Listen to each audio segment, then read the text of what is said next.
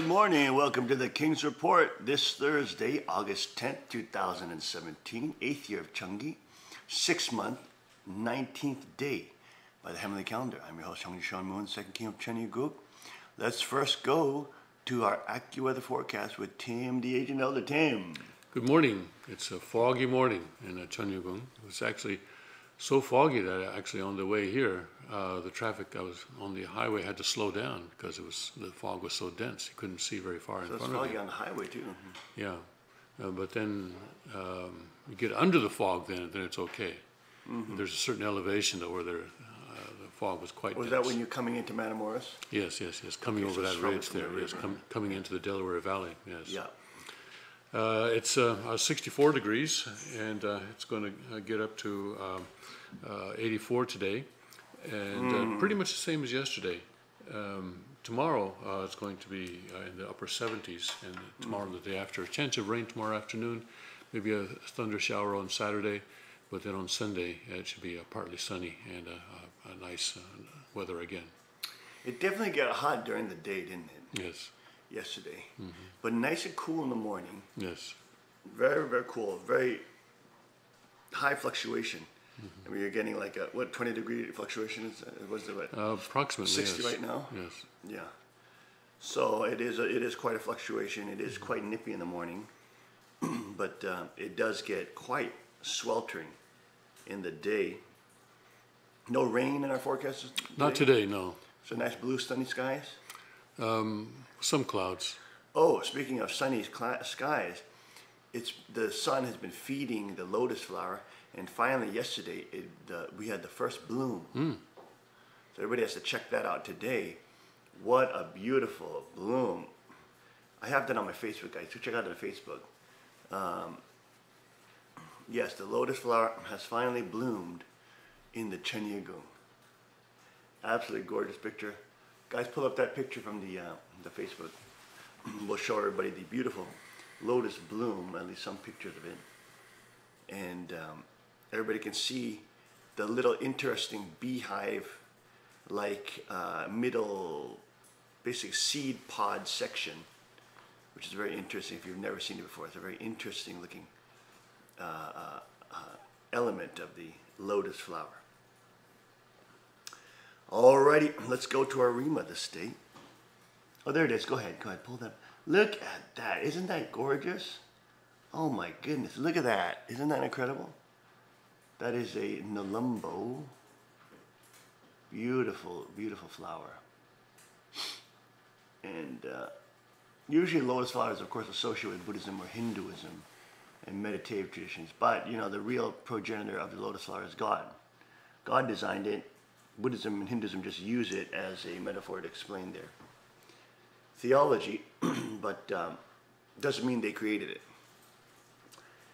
So we have also 3 different buds now coming up alongside that one. So we may have a couple flowers before it's all said and done in this summertime bloom. And it's amazing to see them stand up straight like that.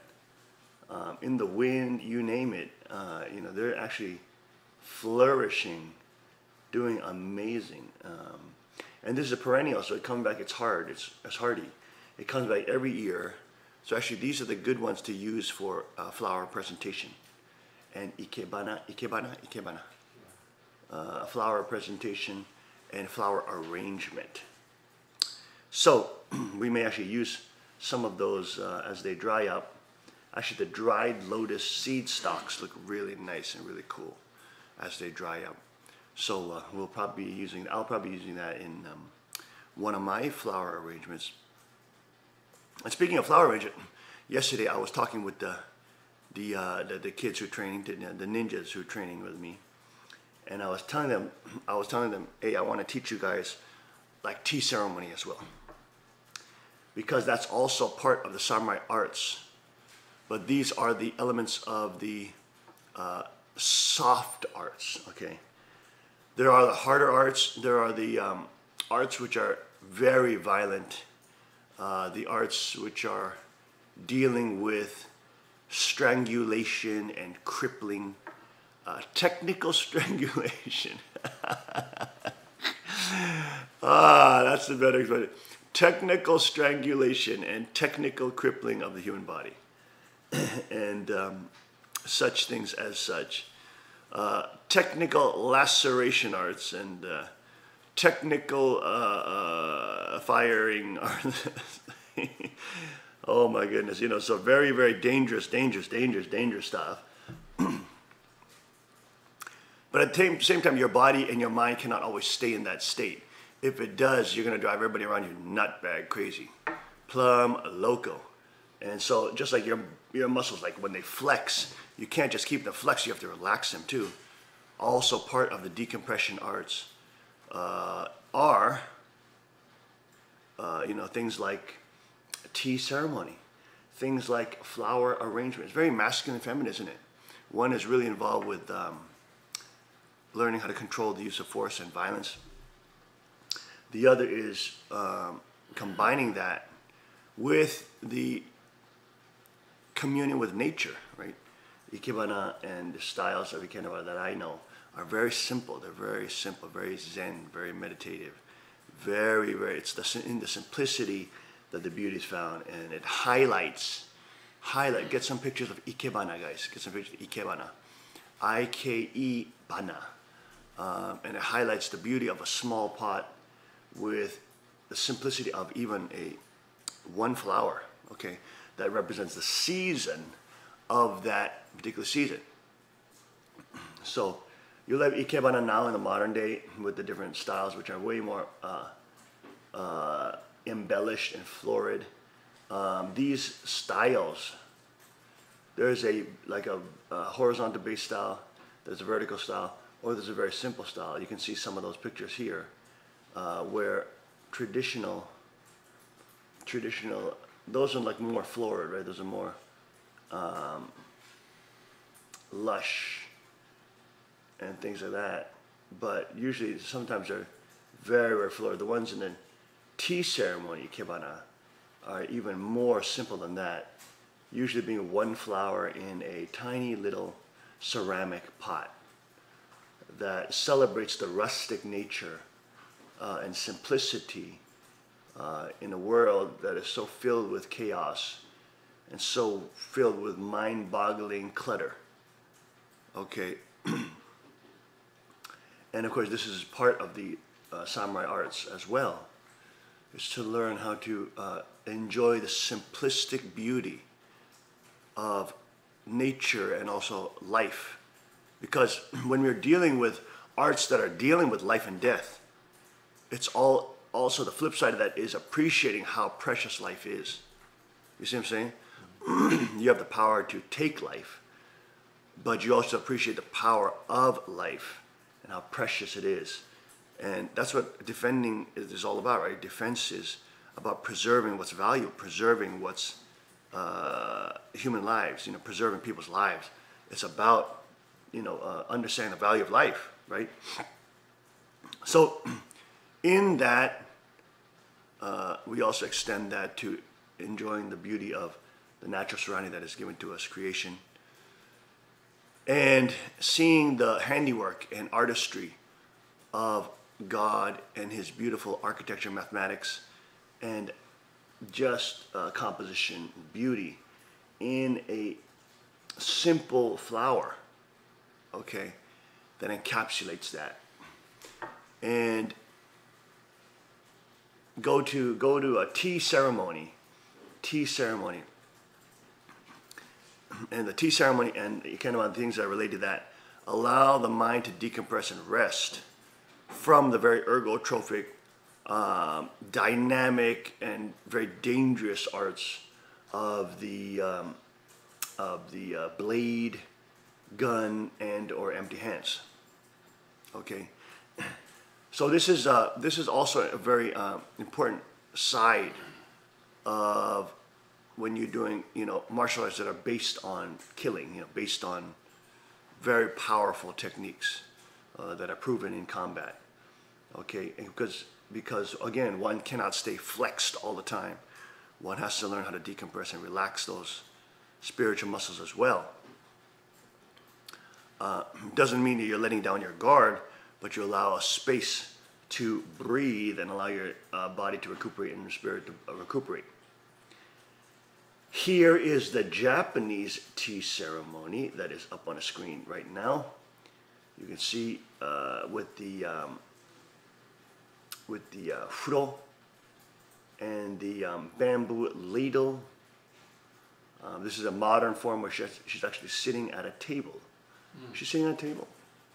Yeah, that's actually a modern form that was approved by Sen Soshitsu of the Urasenke school, which allowed in the modern day to use it sitting at a table because of the internationalization of the Japanese tea ceremony. Go ahead and look up Korean tea ceremony. You'll see that it is a different form. The Japanese tea ceremony, most famously known for its matcha and very thick tea paste. Japanese tea, highly ritualized, highly meditative, and of course what I do is I take it out of its Zen Buddhist context and put it into this Christ-centered context where the meditative aspect is bring glory to God, and as instead of just doing a sort of non-theistic breathing techniques, you're matching prayers of gratitude to your breathing. All right, so look up Korean tea ceremony. Just type in Korean there in front of tea ceremony. And let's pull up some pictures of Korean tea ceremony. And you can see that it's a different form. See those, the tea ceremony implements are different. They're no longer the bamboo whisk, but these are the masculine and feminine tea set. You know, there's a convex tea set, which actually holds the tea leaves, which are the seed of the tea. And then there's concave, representing the feminine, tea bowl called the sugu, which is a big bowl with a lip on it so that it can, obviously it's concave, but it cools the water before you brew the tea, because if you boil the tea, you will kill the nutrients, okay? So it serves a practical purpose. Go ahead, get a different picture so I can get a little closer up on that, the close-up on that Korean tea ceremony. Yeah, that one. Hey, there you go, see? So the person is holding the convex one, the masculine teapot right there, and has a handle which actually resembles a phallus, and convex shape. And you can see to the person's left hand is a big bowl with a lip on it. That's called the sugu. And then that sugu is the feminine aspect, with the concave with a lip on it. And then you have the tea cups. You have the tea cups there. And the tea, can you see that? Can everybody see that? Did everybody see that? Then you have the tea cup. See, the tea cups represent the children. So you have dad, mom, and children. Isn't that interesting? In the Korean tea set ceremony. So the father has the seed, and the mother cools the boiling water, and when they mix, they make the tea, which then fills up the teacups, which are like the kind of symbolize the smaller teapots, or so tea ceremony in Korea is wonderful because I find it's very, very easy to do with kids. It's probably the easiest form, and it's not as casual as the Chinese style. It's right in the middle between Japanese and Chinese. Japanese being highly ritualized, which also has its own beauty, but I find it's very much more monastic. It's nice to do it when you're alone, and or with maybe one person. I'm talking about the simplified Usucha Dakubon style, which is a thin tea, the thick tea traditionally being used with a group, etc.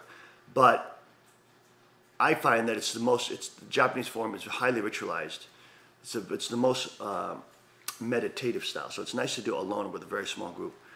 The Korean size is right about good to do with your family. It's right about the right size to do with your family. And is that Master Jojo? He's on this morning? That early? No, right? And of course we have the Chinese tea ceremony style. Look up Chinese tea ceremony, Chinese, which is of course the most casual. That's the most fluid, and I would say dynamic form. It's a very it's a very gaudy sort of showing off form, as many things in China are. But the Chinese tea ceremony is very showy, and many times used for oohs and ahs from the audience. Pouring all sorts of water on top of different pots, and also including the element of tea pets. In English, they're called tea pets, and those are different statues and pottery and little figurines of animals and stuff like that you pour tea over. So these are also part of the warrior arts that help one decompress. And also, what I tell them, those who are preparing for the blessing, it's so wonderful to be able to share tea time and do a tea ceremony for your wife or for your husband. It's wonderful to be able to offer that to your spouse. Like I do that all the time. I've been making tea for the Queen for decades now, 2 decades, about 2 decades.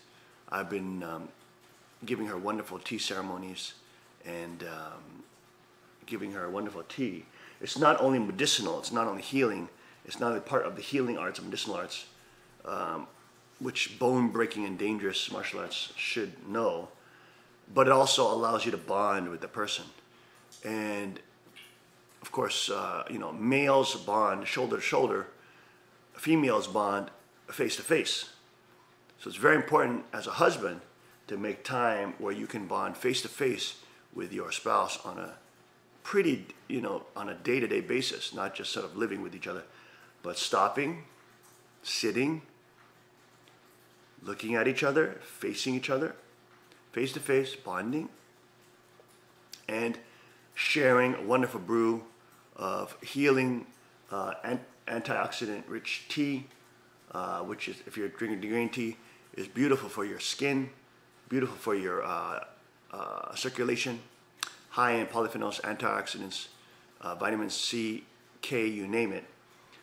Green tea, of course, being a very nice tea, but you can only drink a couple rounds of green tea. Whereas in the Chinese tea, you can drink, 10, 20 rounds of tea. It's very different from coffee. Coffee is like 1 cup. You have 1 cup and it's over, which is the reason why you need to usually do a dessert and stuff like that, all that kind of stuff. But with tea, you drink dozens of rounds of tea, which is, of course, hydrating your body, as long as it's not caffeine filled.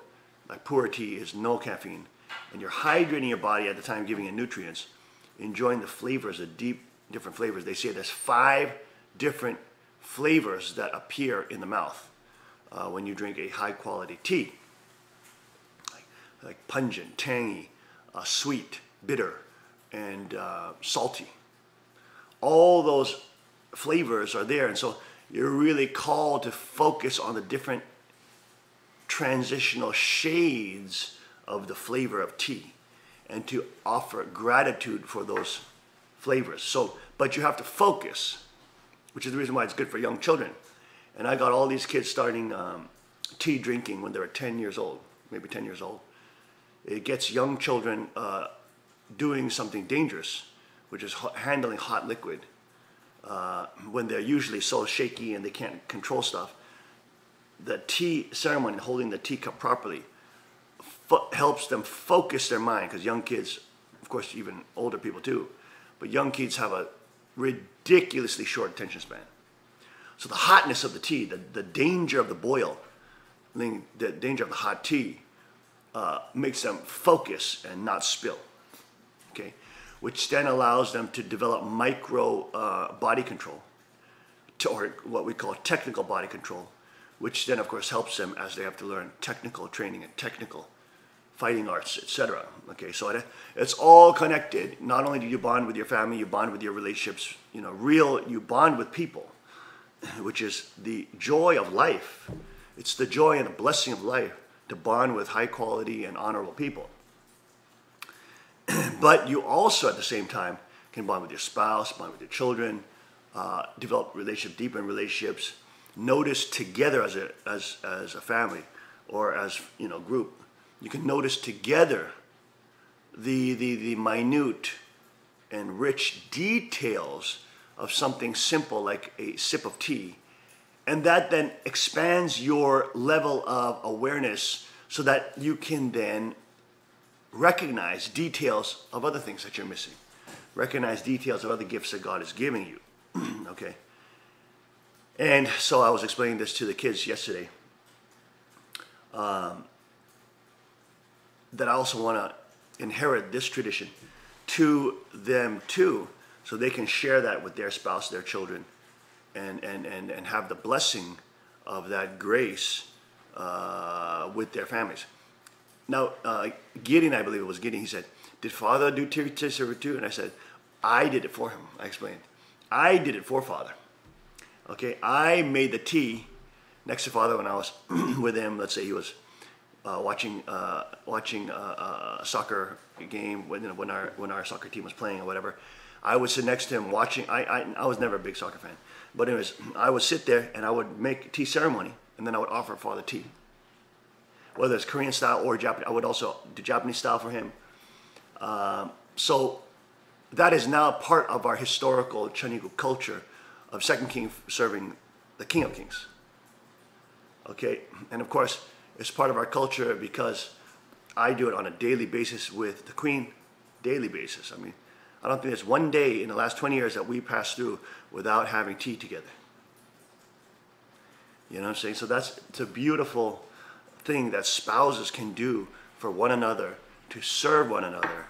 And, you know, I probably 80-90% of the time, I'm making the tea, and then I am the host and she's the guest. Sometimes we'll flip it on and then she's the host and I'm the guest, but that's more rare. It's probably 9 times out of 10 where I'm the host and she's the guest.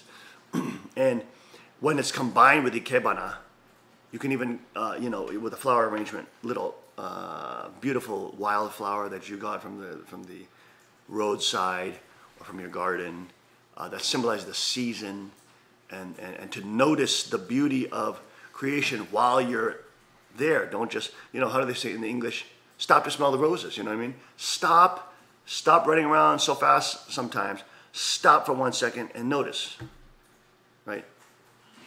Tim coming into the Cheongguk is noticing what's happening on the Cheongguk, whereas before he did it. He's noticing the little details that we're putting in, right? Stop, smell the roses, notice the little details. And with your kids, you can do that too. They can even bring a blade of grass. A blade of grass is a beautiful thing too. There's a lot of shades on it. There's a lot of texture. It's actually serrated.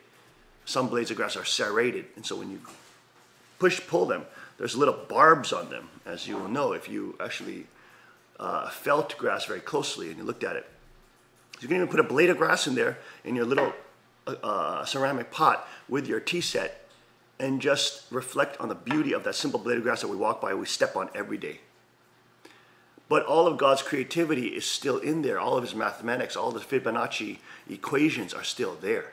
So the natural world is God's art. So when we're worshiping the art, but we're worshiping the artist who created the art. Okay? And something as simple as a stone or a blade of grass. These are all, Suiseki is the art of stone presentation, right?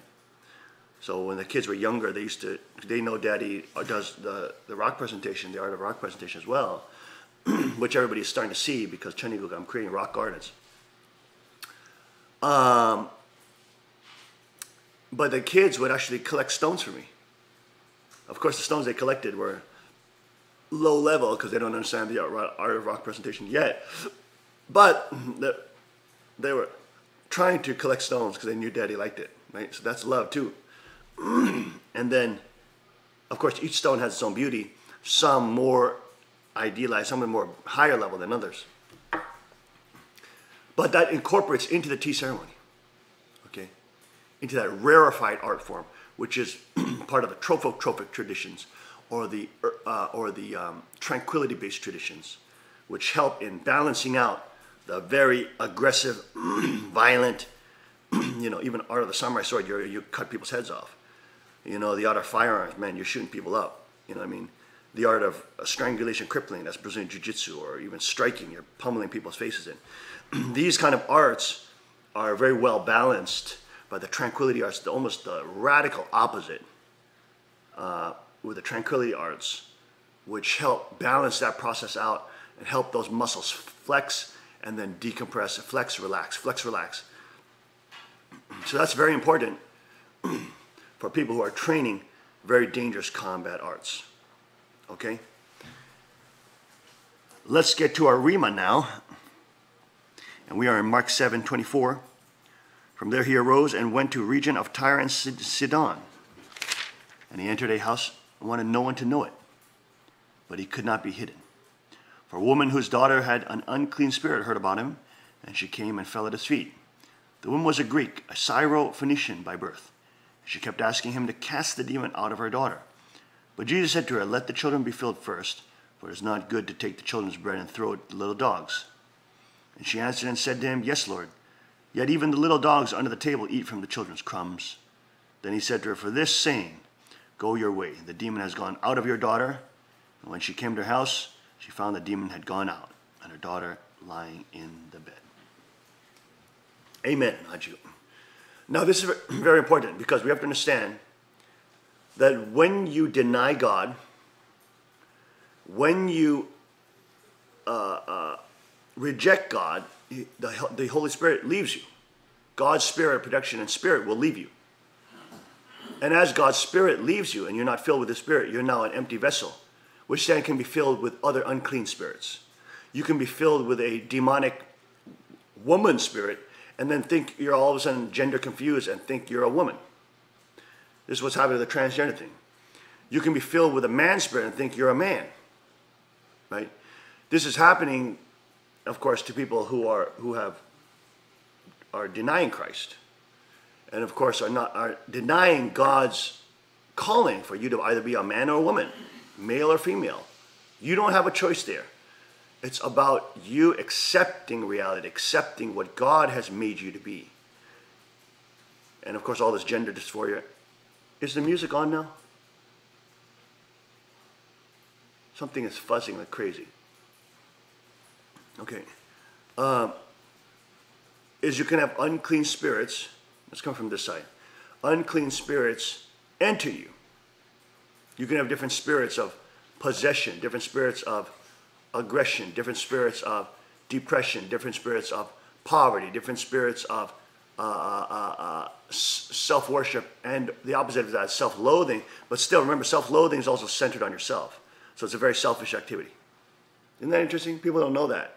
People who say, like, I'm so bad, and they actually pretend that they're religious.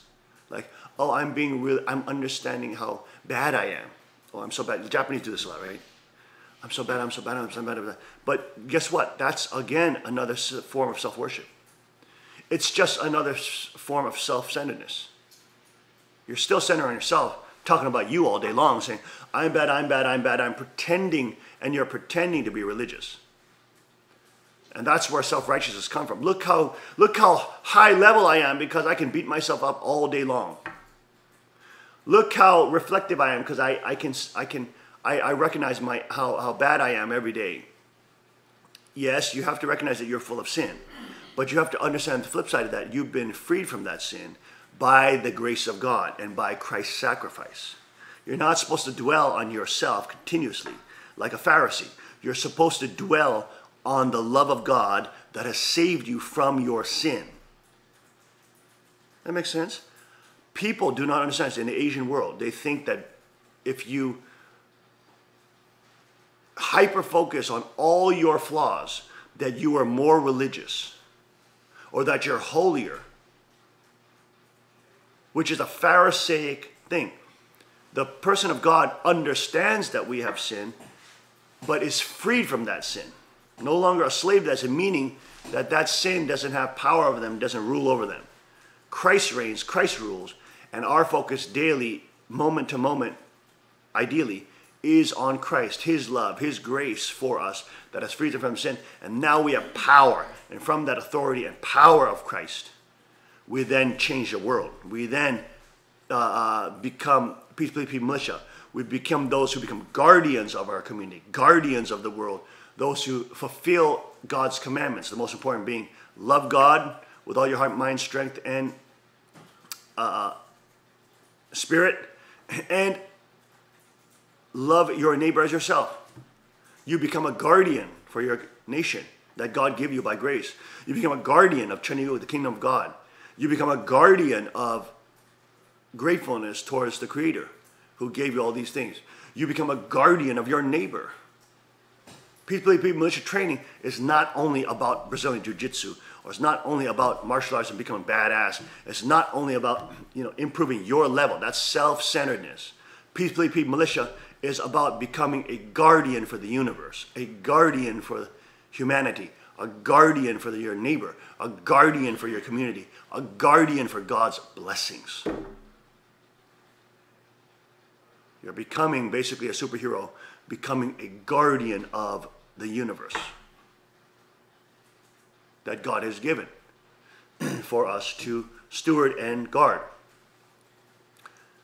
And so that's the power of People Believe in Religion. We are actualizing God's most important commandments that Jesus said are the most important commandments. There are many commandments in the book, but Jesus said the most important is to love the Lord your God with all your strength, heart, might, spirit, and soul. Okay? Which means be grateful for the nation of Chaniyu that has come to this world that He gave us, the symbol and the image of it. Be grateful for the gifts God gave to us, the sovereignty. Protect those things. And of course, love your neighbor as yourself. You love yourself enough to guard yourself. You must guard also, be able to be prepared and be skilled to defend your neighbor. So Peace Believe People militia, that's why we have so many, people are very many times surprised how many girls we have in our community. Of course, the Queen is setting an awesome example, and we have a group of more advanced girls who are setting a great example and becoming more and more dangerous and deadly. But they have a purpose. The reality is, fight gyms and fight dojos around the world is that there's such a tiny portion of women, probably about 5%, less than probably 5% of women. Because it's so violent, it's so aggressive, it's so testosterone-based, it's so masculine, and girls just get freaked out by it because it's so violent. And they get their ass they get their ass straight beat so bad, and they never felt it, and then they just quit, right? Because they've never experienced some of that. So there's just, the girls can't handle it. They can't handle it, okay? And it's so hard to get girls to train, because if it's just about winning some medals, or if it's just about becoming badass and looking cool, well, that's a very small portion of girls that are actually going to pay to do that and go through the bruisings, the breaks, the injuries, and all that. There's so few girls that will actually go through that, almost like torment and torture, to become better, to earn it, because they're just too weak. Honestly speaking, they're just too weak. They're too spoiled. They avoid pain all the time. And they're coddled in society, told that that's okay. So they just don't have the social framework in which they're compelled to do it in free countries. So there's a very small portion of girls that are in the fighting communities. Even though that proportion is growing, it's still a very small minority in terms of girls, the general population of girls. But of course here at Sanctuary and worldwide growing, we have a huge population of girls that are training these very hard arts. Of course, I separated it so that the girls can, feel safe, especially if they're married, before they're married, to train with other girls instead of, train with boys all the time and being in uncomfortable positions. But at some point, even the Queen stuff, I make her train with boys, because you have to know the power difference between a male and a female. There's a massive difference in power. Okay, so the girls have to train with guys at some point along their journey, because they have to feel the power of control that men have, even smaller men will have over them. And that's a very important aspect. But it's also because we have, it's not, for us, it's not only learning a certain martial art and being, quote, a martial artist. That's not the goal. We're not here to worship ourselves. We are here to become basically superheroes, all right? Not so that we can boast in ourselves, but guardians so that we can defend life. We can protect people. We can protect ourselves, our family, community, our world, our universe. And that extends, that guardianship then starts expanding, okay, as our level increases. Our desire to want to guard, safeguard things which are beautiful and that have connection with God and have value, we seek to defend, okay? And that's why we have a larger percentage of girls than other dojos, because we're not a regular dojo. This is part of our nation. It's part of our culture. It's part of God's civilization. It's part of being a human being in God's kingdom. That you have the responsibility, you have gone through hardship, you've gone through real taxing things to earn the honor that's required for you to have to be a responsible citizen, to guard your community, right? And it's tied in with sovereignty, non-federalization of the police, non-federalization of the military, so that the citizens are taking responsibility for those aspects of force and defense. Law enforcement, you name it. So that aspect is what is creating this huge community of both boys and girls that are training, which is so very, very different. And Master Jojo always comments on it all the time. He said, man, you got so many girls here. It's amazing. You know, it's because, you know, he's got daughters too. He wants them to train, but it's hard. I mean, I understand where he's coming from. It's very hard to even get your wife to train. You know what I mean? I'm basically, the queen didn't train at all for the last 20 years until really she had a community and a context by which she could understand why even she should train. You know? And so there's a spiritual nature to our training. There's a spiritual nature, not only bring joy to Father, not only bring joy to God, but living up to the commandments God gave us. Love God, love your neighbor. Be someone who is there, who can be there for other people to defend them and to protect them. With the God-given gifts and rights that have been bestowed to us. And it's given and elucidated through the Chaniguk Constitution. Let's take a short break. We'll be right back after this break. Stay with us on the King's Report.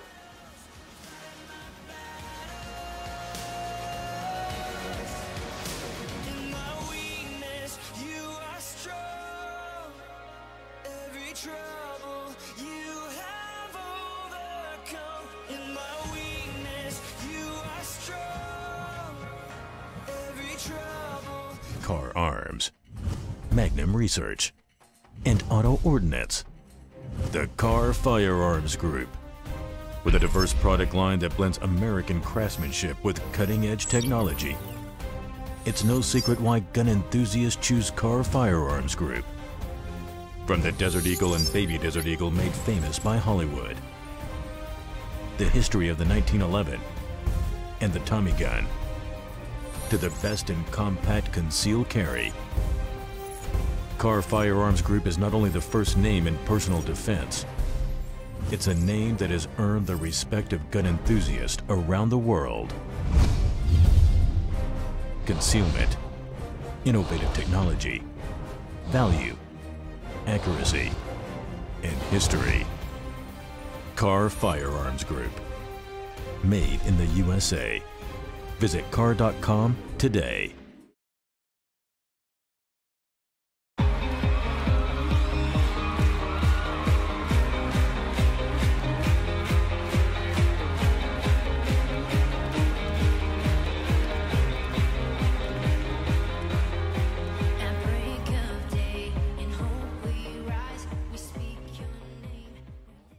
And we are back. Welcome back to the King's Report this Thursday, August 10th, 2017. I'm your host, Hyungju Sean Moon, the second king of Chanilguk.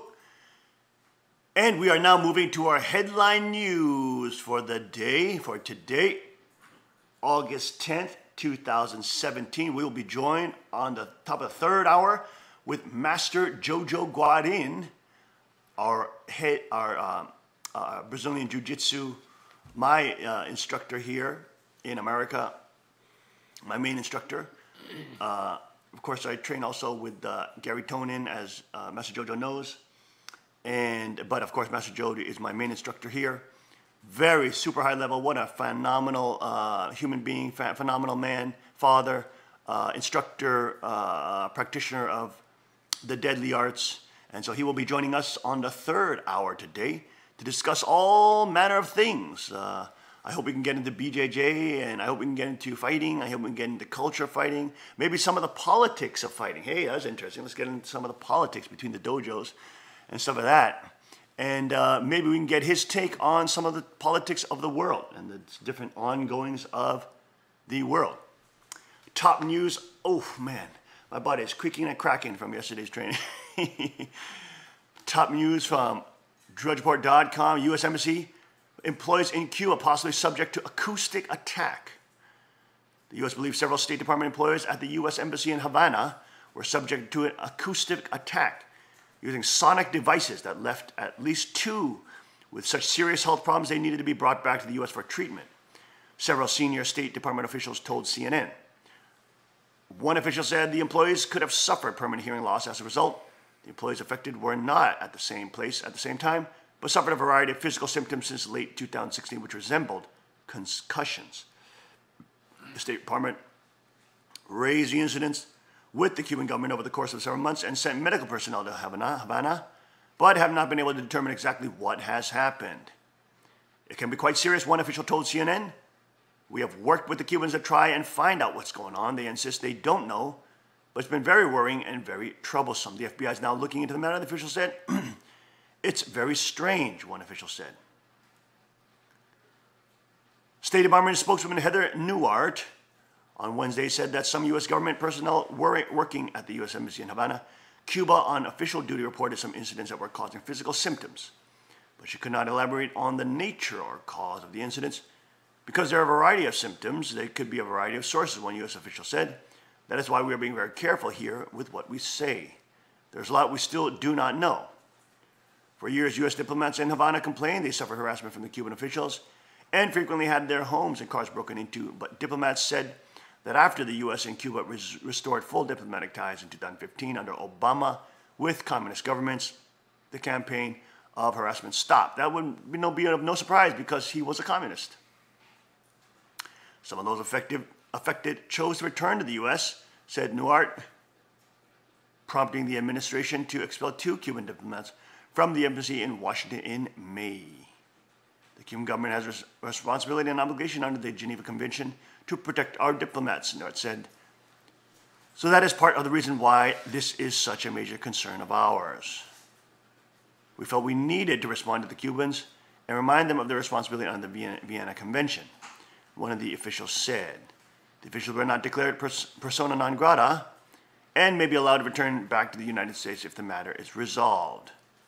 Those affected were State Department employees, Nauert said, and no American civilians were affected. The State Department is taking these incidents very seriously, she added, and is working to determine the cause and impact of the incidents. A statement from the Cuban Ministry of Foreign Affairs on Wednesday categorically denied any Cuban involvement in the mistreatment of U.S. diplomats in Cuba and said the decision to expel Cuban diplomats was unjustified and unfounded. The ministry emphatically emphasized that Cuba has never allowed Cuban territory to be used for any action against accredited diplomatic officials or their families without exception, the statement said in Spanish. There you go. Also linked to DrudgeReport.com this day, the Jerusalem Post reports Netanyahu to supporters will lead the nation for years. The Likud came out en masse in Tel Aviv on Wednesday night to support Prime Minister Benjamin Netanyahu, who lashed out at the media to a responsive chorus of resounding boos. Netanyahu accused the left and the media of being one and the same, together on an obsessive, unprecedented witch hunt against me and my family, seeking to overthrow the government. Their goal is to put an inappropriate pressure on law enforcement with no connection to justice.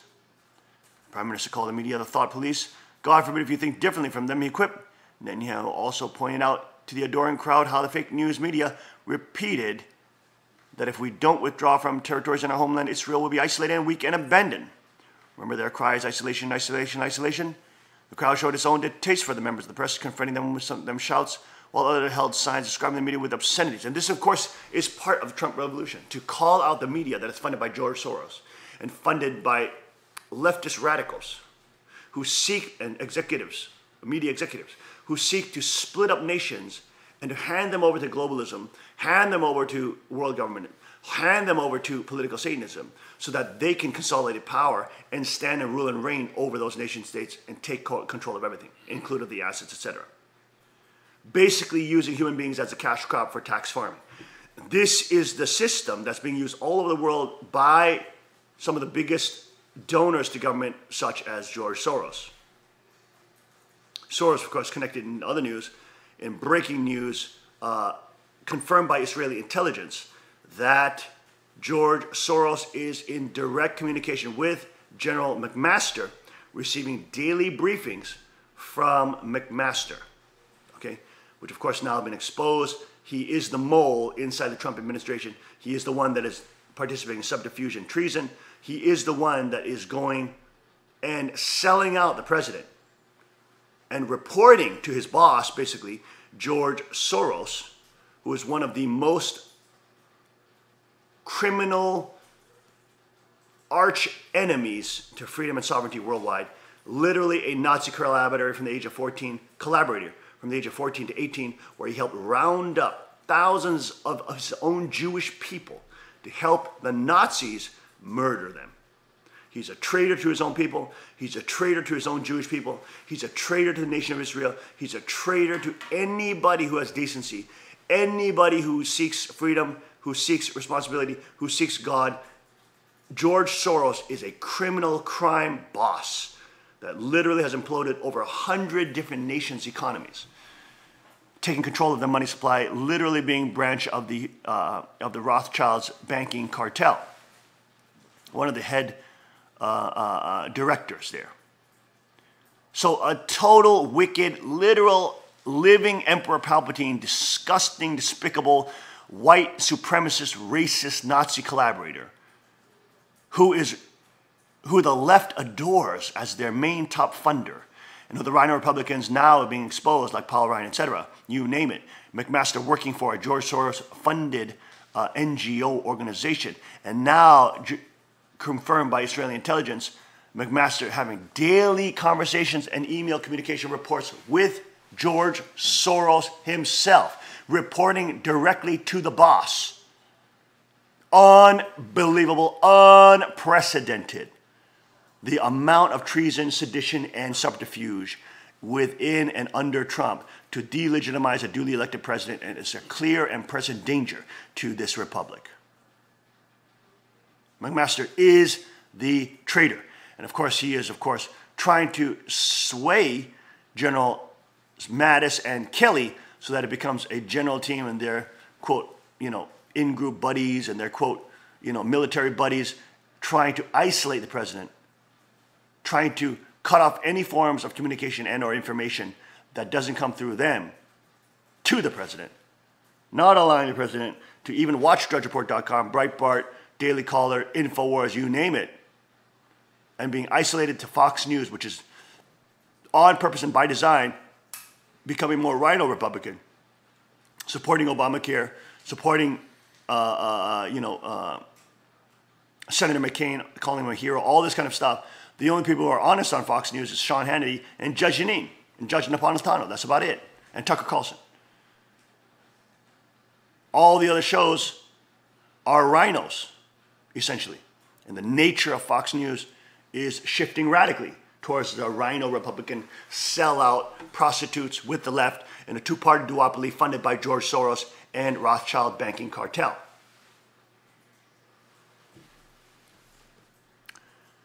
Netanyahu as well is fighting against George Soros, who is well known to try to divide and conquer Israel, trying to implode Israel in the same way that he is imploding America, to divide and conquer it, to allow Muslim migrants and radical Muslims to flood Israel.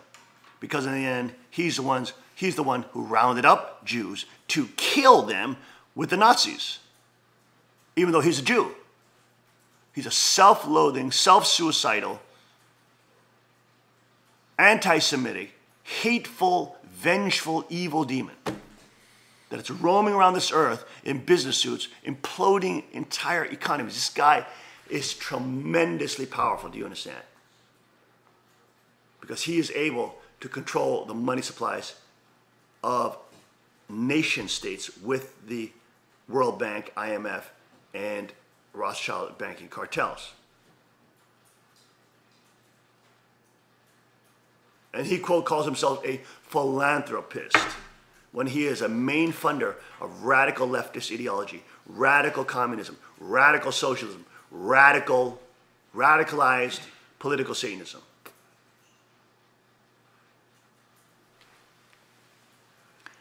Packaging itself as fighting for women, as trying to preserve the rights of women, when they're actually disempowering women, making them slaves. Fighting for minorities, when they're disempowering minorities and keeping them on plantations so they can never rise and defeat people like George Soros. These people are the frauds of humanity, destroying sovereignty, centralizing power so they can collude with government to make their riches and more wealth everlasting. It's a system of exploitation, cash crop, using humans as cash crops, tax farming, you name it. It is what they're doing. It is wicked and demonic. And at the very high levels, they are Satanists doing child sacrifice, raping children, and killing them and eating them. Oh, the normal middle-class man can have a nice steak once in a while. These super elites, not only having foie gras and fatty duck liver and caviar, they're eating human delicacies too. Because they are literal Satanists.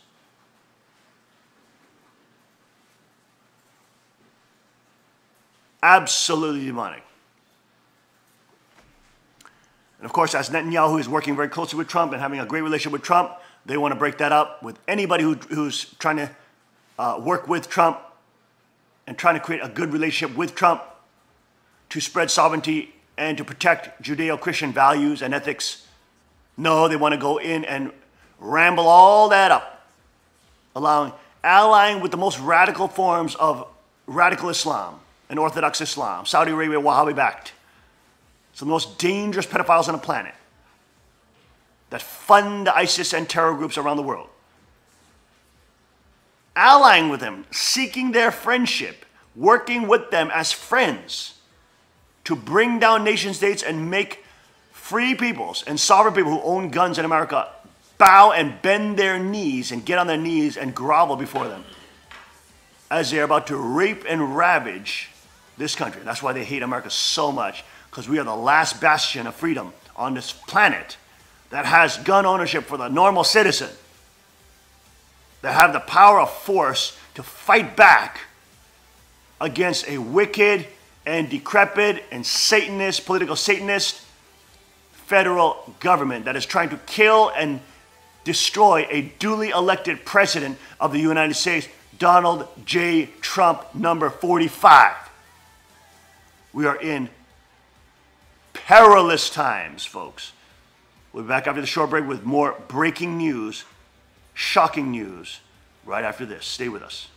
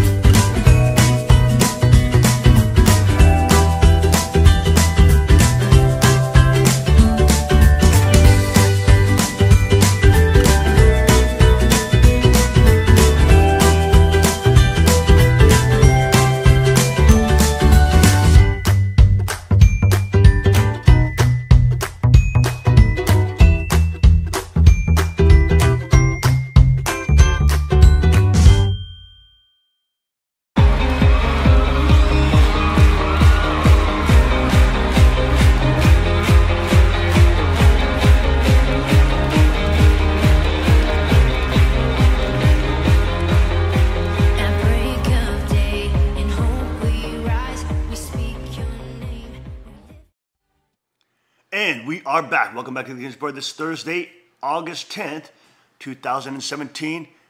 I am your host, Hyungju Sean Moon, the second king of Cheongguk. Now to breaking bombshell news. Broken yesterday by Infowars.com. Alex Jones and the Patriot team there at Infowars down in Southeast Austin, Austin, Texas. With Jerome Corsi, former WorldNet Daily contributor and Washington insider for the last 40 plus years, breaking bombshell news. Hillary to be offered a plea deal by Jeff Sessions. Going on to outline how the Justice Department is now finally facing their sniper target politically on Hillary Rodham Clinton, one of the greatest criminals of American history. You're talking about selling out to the Russians. She had hundreds of $millions of uranium deals with Russia. You're talking about selling out to China and to radical Islam. She has hundreds of $millions in deals with China and Saudi Arabia through the Clinton Foundation. I mean, literally one of the most treasonous traitors of American history. Benedict Arnold looks like a freaking saint compared to Hillary Rodham Clinton. And because the establishment has protected this type of demonism and this type of demonic criminal cartel, of which it is of the same nature, it took a president such as Trump to finally get people in like Sessions, who have had a little bit of a quarrel, but now have resolved their issues, sources say. And now the Justice Department is facing their sights on Hillary Rodham Clinton. Trump again delivering on his promises to his constituents and Trump supporters in America and the world. Now starting the process to go after the wicked witch of the West, Hillary Rodham Clinton, whose husband is a rapist, and she herself, who has been to a pedophile island 6 times, and is involved in sick, weird stuff, man, to quote the lyrics of this meme song about Hillary Clinton. Let's go to Infowars as they break this story down with Jerome Corsi. About 80% of the time on the Nightly News. We're live right now at 5:34 Central. Let's skip this rant and break by and Jones. all of that unfolded. More persecution of the press. And let's go to Jerome The entire Corsi. swamp is going to be fighting this to the bitter end. You know, Hillary is just one of the leaders of this conglomerate of swamp creatures. So I expect all of them, not just Clinton, but there to be pushback from all of these swamp creatures that Clinton has been colluding with, specifically in the media, too. I mean, look at Loretta Lynch.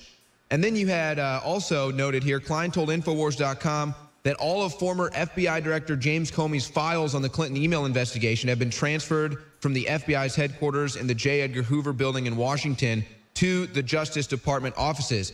That's a pretty significant development right there. That has to indicate that there is something moving on this issue. Look at that.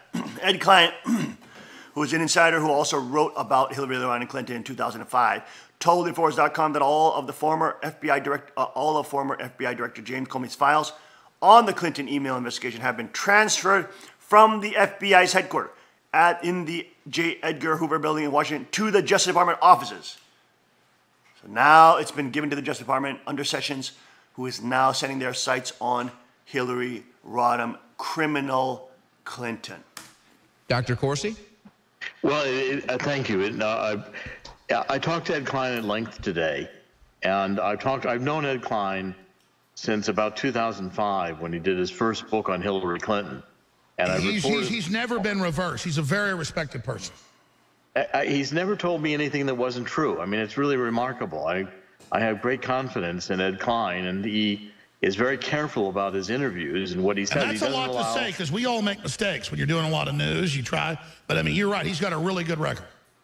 He's got a great record, and what he said today was, you know, that this is his source here is the closest source he can find to the Clintons. It's one of the attorneys who is more trusted by the Clintons than anyone, and he's confident that the Justice Department has begun discussing a plea bargain with Hillary on the email servers. He's not sure if it's going to extend over to the foundation or to Benghazi or other issues, but Ed Klein thinks But the servers are cut and dry. You're doing government top secret State Department business that runs the CIA on a server in your bathroom. I mean, this is illegal, cut and dry. Right, and the remarkable thing is that I think it comes, as you've been pointing out, Alex, right after President Trump said he was dissatisfied that the Justice Department and that Jeff Sessions was not investigating the Clintons. And I think what seems to have been going on behind the scenes, and I really do trust Ed Klein, is that very quietly Sessions has had the Justice Department shift gears, get all of the files on the email investigation out of Comey's office, and begun discussing with Hillary a plea bargain, which to me is the beginning of we've got you. We know there's information in here that you're guilty of, and rather than go through the a trial or any kinds of others indictment, why don't we just get a plea deal? But this is a huge break. This is huge. I can't state how big this is, and that's why the illegal tarmac meeting, Loretta Lynch saying no email communications about this or with the Clintons. Now there's thousands of pages of it. I mean, they are desperate. That's why they're fighting so hard, saying arrest Trump, kill the Republicans, because they have committed so many crimes believing Hillary would win, believing they were invincible, with this arrogant hubris, with this chutzpah, bravada, whatever word you want to call it, delusions of grandeur, megalomania.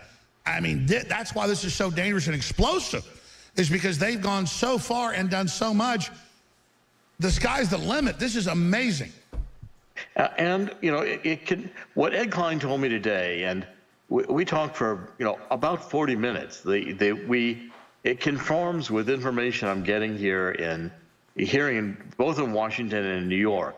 And that is that the Eastern District in New York has begun calling in people in the Clinton Foundation, very quietly began discussing use immunity and interviewing Clinton Foundation employees. And I'm also hearing that there's investigations going on internationally on the Clinton Foundation. The Clinton Foundation may not be able to avoid international prosecution even if Hillary cuts a plea deal with the Department of Justice. So this whole idea that the Department of Justice has turned their attention onto Hillary on the that is already proposing they may have to do a plea bargain, and that it's seriously being considered by the Clintons. I mean, this is, from Ed Klein, was remarkable information, and is really, I think we're breaking huge turn of events. That the I want to be clear. Ed Klein's so respected with his work on the Clintons. I mean, so he was happy to have you break this? Yes. Well, I mean, he published it. Yesterday there was a small article in Newsmax, and it got very little attention. And so I called up Ed this morning. I put in a call to him about 9 o'clock this morning because I wanted to see. So to be clear, Newsmax is great, but they have so much news, stuff can get buried. That's our own problem. Wow. It got buried. Okay, so you're here and you've had more intel now. You talked to him more. I know I was walking down the hall. So now I get it. This didn't get the traction. So that's why huge news. This is not even on drudgereport.com. Yeah, and what he wanted was, when I came and talked to him, Ed and I kind of had a trusted relationship. I report very precisely what Ed says. I take it down almost word for word and quote him word for word. There it is. So the Justice Department has reopened the investigation of Hillary Clinton's mishandling of classified material on her private email system while she was Secretary of State, and is considering offering her a plea bargain if she will agree to plead guilty to charges of breaking the law, according to Clinton attorney. So the InfoWars report, which he was very anxious to get. Newsmax, and you're reading from that. Yes, you want to read that article, Tim, as we go through? Go ahead. Just to continue what you just read, the discussion of a plea bargain took place last month and was offered by a high-ranking Justice Department official to the Clinton lawyer. During the exploratory talks with the prosecutor, the Clinton attorney was told that despite former FBI Director James Comey's decision last July not to prosecute Hillary, the Justice Department has re-examined the email case and believes there are ample grounds for prosecuting Hillary on a number of counts. Under the Justice Department's plea offer, Hillary would be required to sign a document admitting that she committed a prosecutable crime. In return, the DOJ would agree not to bring charges against Hillary in connection with the email probe. That's why I say it's a get-out-of-jail card. Also, as a part of the agreement, the Justice Department would not proceed with an investigation of Hillary's pay-to-play deals with foreign governments and businessmen who contributed to the Clinton Foundation or who paid Bill Clinton exorbitant speaking fees. The Clinton attorney cautioned that normally a plea is offered by a prosecutor only upon arraignment, and Hillary has not yet been charged with any crime. So the effect of this, I think, would be to destroy her career and probably Bill's and Chelsea's careers, but basically just makes it go away if she goes ahead and signs that document. Right. And of course, they have to make these kind of political deals they are such a part of the deep state. They basically ran another counter government as they were creating their infrastructure, so that even if Republicans or Trump gets in, their counter government, the deep state, can be still operated using continuity of government, COG, as any of their opponents take control. So you can see it with Trump. You can see it with the continuity of government argument. They're trying to bring it up. They're trying to get rid of Trump, saying that he should be impeached. If they do those kind of things, the American people will rebel against him. Michael Savage last week saying there will be civil war. The American people are not going to take it if their vote is taken from them, because they've been ramrodded for the last 30 freaking years, being a cash crop for the super elite globalist cartel, banking cartel. The American people will rise up and fight them. They're not going to play nice no more. If they get another, clone of Hillary Clinton, etc., and are denied their duly elected president and his victorious reelection in 2020. But Hillary Rodham Clinton, and of course this is the thing Cook Jong always says with politics, it's about, and the king type culture, it's about not trading goods, it's about trading bads. And you got to trade one thing to get something from these demons, because they know that she also has a literal government that she can operate with Obama that is a subterfuge government. 90% of the deep state that Trump is going against is all loyal to Clintons, all loyal to the Obamas. They're connected with the Clinton foundations. They're connected with the George Soros crowds. They're connected with the Bilderberg Group's crowds. They're connected with getting funding and assets and government subsidies from those sources. So they're literally like brought all together in their cozy little family of treasonous, archangelic, political Satanist demons. And so the Trump administration is going after one of the head honchos there, but they know that will stimulate the implementation of physical civil war by the radicalized left. And so they're trying to use a plea bargain to negotiate. I think it's true what Tim is saying, to negotiate, where they say, look, let's let you committed lots of crimes here. We'll plead guilty. And yes, okay, you don't have a chance, or your daughter doesn't have a chance, or your Clinton dynasty comes to an end. But at the very least, you can fade away, ride away on your horse into the sunset, which you won't do. But you can just disappear a little bit. Get out of our mess. Of course, we know she's going to continue to do subterfuge. She's going to continue to work on the deep state. She's going to continue to use all her tentacles to do everything which way she can to get some rhino Republican there, pretending there's a Republican. But American people are now sick of that. We are privy to that. We are aware of their two-party duopoly system. People are awake now. They're politically awake. They're politically excited. So they do not want more of Hillary Rodham Clinton. But the fact of the matter is the Justice Department is now facing their sights towards her, which is a good sign. That at least is a good sign. That is a good thing in the right direction. That is a good thing. The Wicked Witch of the West, Hillary Rodham, criminal cartel Clinton, needs to be put away, or at least get the demon vampire sucking everybody's blood off our damn backs, piercing us with their nasty fangs, drinking our life essence from us. Get this gremlin off our backs. We'll be right back after the short break. Stay with us on the King's Report.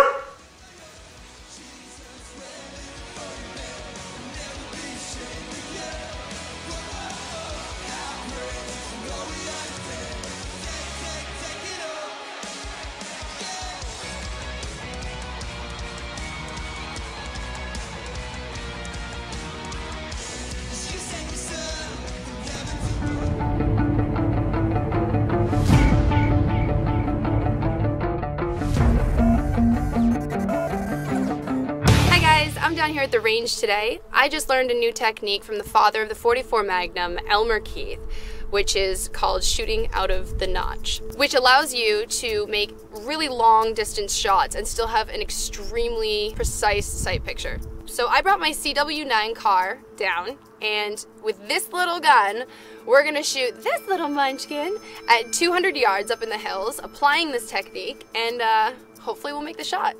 To apply this technique, instead of using the blade of the front sight lined up with the top of the rear sight, I'm going to take the dot of the front sight and raise it up so that it's out of the notch, but I'm still going to keep the front sight on my target. Bringing that front sight up like that is going to compensate for the bullet drop over that excessively long distance with just this little gun. So if applied right, we should be making contact. Let's see how it goes.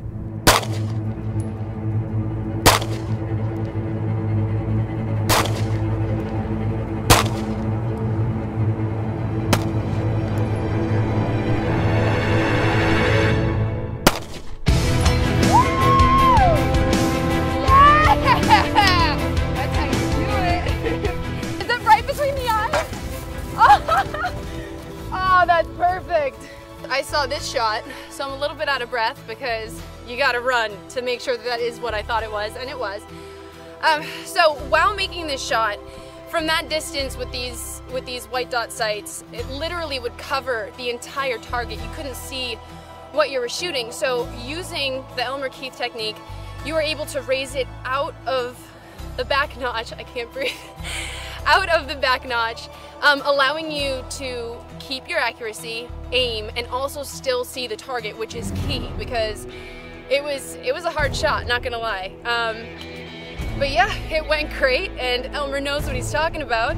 And for such a small gun to be able to take that hit, I'm very impressed with this. All right, guys, be sure to like and share, and I'll see you out on the range.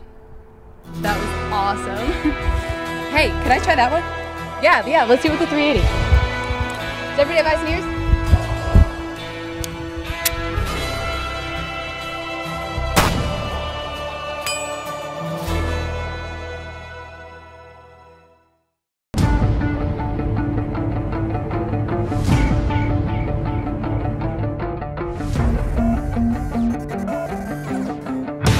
I'm down here at the range today. I just learned a new technique from the father of the .44 Magnum, Elmer Keith, which is called shooting out of the notch, which allows you to make really long distance shots and still have an extremely precise sight picture. So I brought my CW9 car down, and with this little gun, we're gonna shoot this little munchkin at 200 yards up in the hills, applying this technique, and hopefully we'll make the shot. To apply this technique, instead of using the blade of the front sight lined up with the top of the rear sight, I'm going to take the dot of the front sight and raise it up so that it's out of the notch, but I'm still going to keep the front sight on my target. Bringing that front sight up like that is going to compensate for the bullet drop over that excessively long distance with just this little gun. So if applied right, we should be making contact. Let's see how it goes.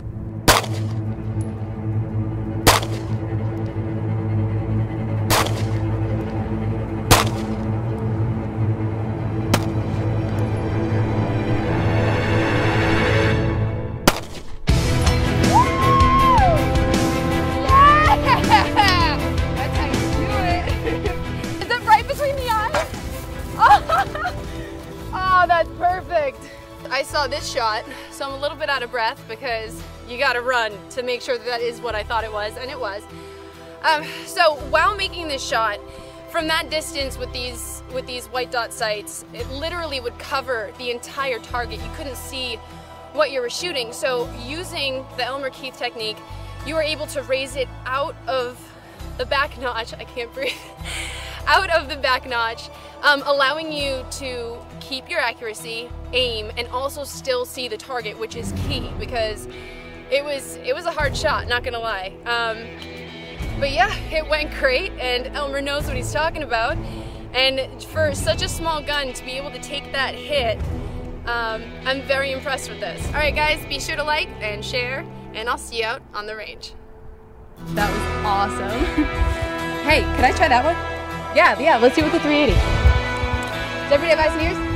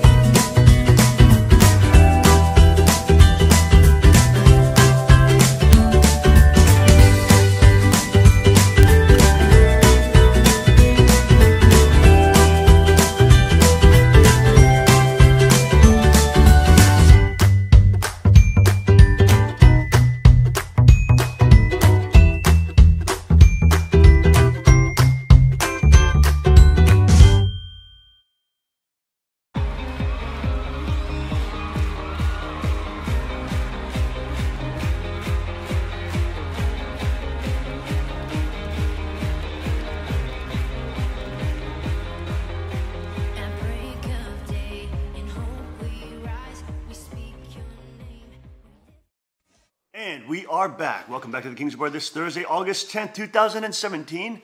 I'm your host, Sean Moon, the second king of China. Getting back to this incredible, breaking, shocking news, not shocking, but good news, that Hillary is under the target of the Justice Department. Let's go back to Alex Owen and Dr. Jerome Corsi. To what was published by Newsmax yesterday and has a much wider audience. Sure. So let me just add then how astounding this is. Because we're moving quick. I know, of course, he's got to... Look at that real quick. It's unlikely Hillary Clinton would accept a plea bargain from the Department of Justice if the FBI's email investigation report reopened, Ed Klein told Newsmax TV. During an appearance on America Talks Live, Klein, the author of Guilty as Sin, said Clinton is too stubborn to admit she might have done something wrong. Sometimes she has trouble admitting that she's Hillary Clinton. You're absolutely right, Klein told host Miranda Khan. This is a woman who never, ever admits that she did anything wrong. I know who Ed Klein is, boom. We get out as soon as we can. And then I was talking to Corsi, we're about to go live like 15 minutes ago, and I'm just getting this data, but now it makes sense. What they can do with text is they can deep six that, and we know Google admits we have the contracts, they've hired companies with us and against Newsmax and against Breitbart and against everybody to block us. The reason we're able to punch through is we're on AM and FM and huge amounts of people watching at Infowars.com on direct feeds. So because so many carbon eyes, so many flesh and blood eyes are watching Infowars, even though Google delist all this as they got caught in the campaign blocking any negative Hillary or Clinton news, Haiti news, news about Benghazi, any of it, because humans are watching and hand sharing. Infowars is able to break the blockade. Only one other group can do that, and he can do it bigger than I can. That's Matt Drudge, because it's just links.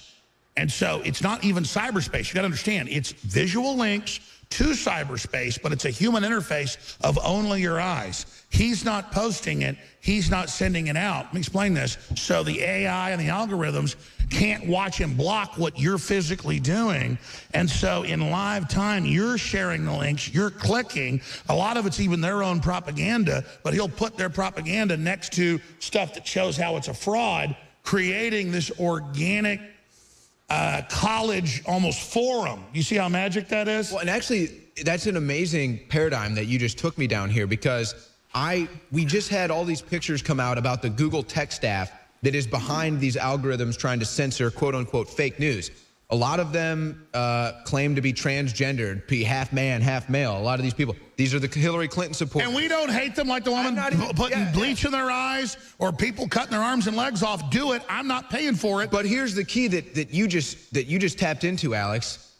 They think that because they are with Google, because they have this AI, because they have all these algorithms, that they control the... Google fires employee behind anti-diversity memo for perpetuating gender stereotypes. This is where somebody was talking about, you know, male and female, and they got fired from Google because, as these guys were talking about, there's many transgenders there and, quote, diversity people who are trying to propagate this type of insanity over the public.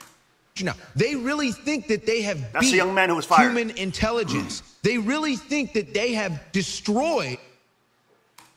actual human interaction. They think it's over. They think it's dead. They think all they have to do is rig the internet and rig Google, and then they defeat man. No. And instead, they have like made themselves retarded. Because we're going to come up with this BuzzFeed latest attack. We read this, it totally proves us right. It's like a giant sales packet because they went and tested all our supplements and they go, okay, it is what they say it is, but they're horrible people. And then they caused autism or something. BuzzFeed went, sent Alex Jones InfoWars supplements to the lab. Here's what's in them. Until we get to that. Now getting back to Dr. Corsi. This is so big, Dr. Corsi, because you've seen Trump. People ask, why is Trump playing 3rd level, 4 level, 5 level chess? He's not. If he sees Bernie Sanders having the nomination stolen, and then the Republican leadership is all over the news saying, we are going to take the nomination from him and ignore the delegates and ignore the voters, he went and complained to rally the people to create moral outrage, which was correct, to then empower the people to not just be zombies and just foregone conclusion, give up, to say no, so he got the nomination. Then they said, we're going to federalize the election and take it from you. It was in federal documents. I broke it, talked to the president. He went and checked it, he wasn't even president yet, he was running. He's now president. I love it. And he goes, it's true, I'm going to do something in 2 days. I've already been warned of this, but wow, these emergency messages were being shown to him. I'm not going to say by who. He was watching daily then.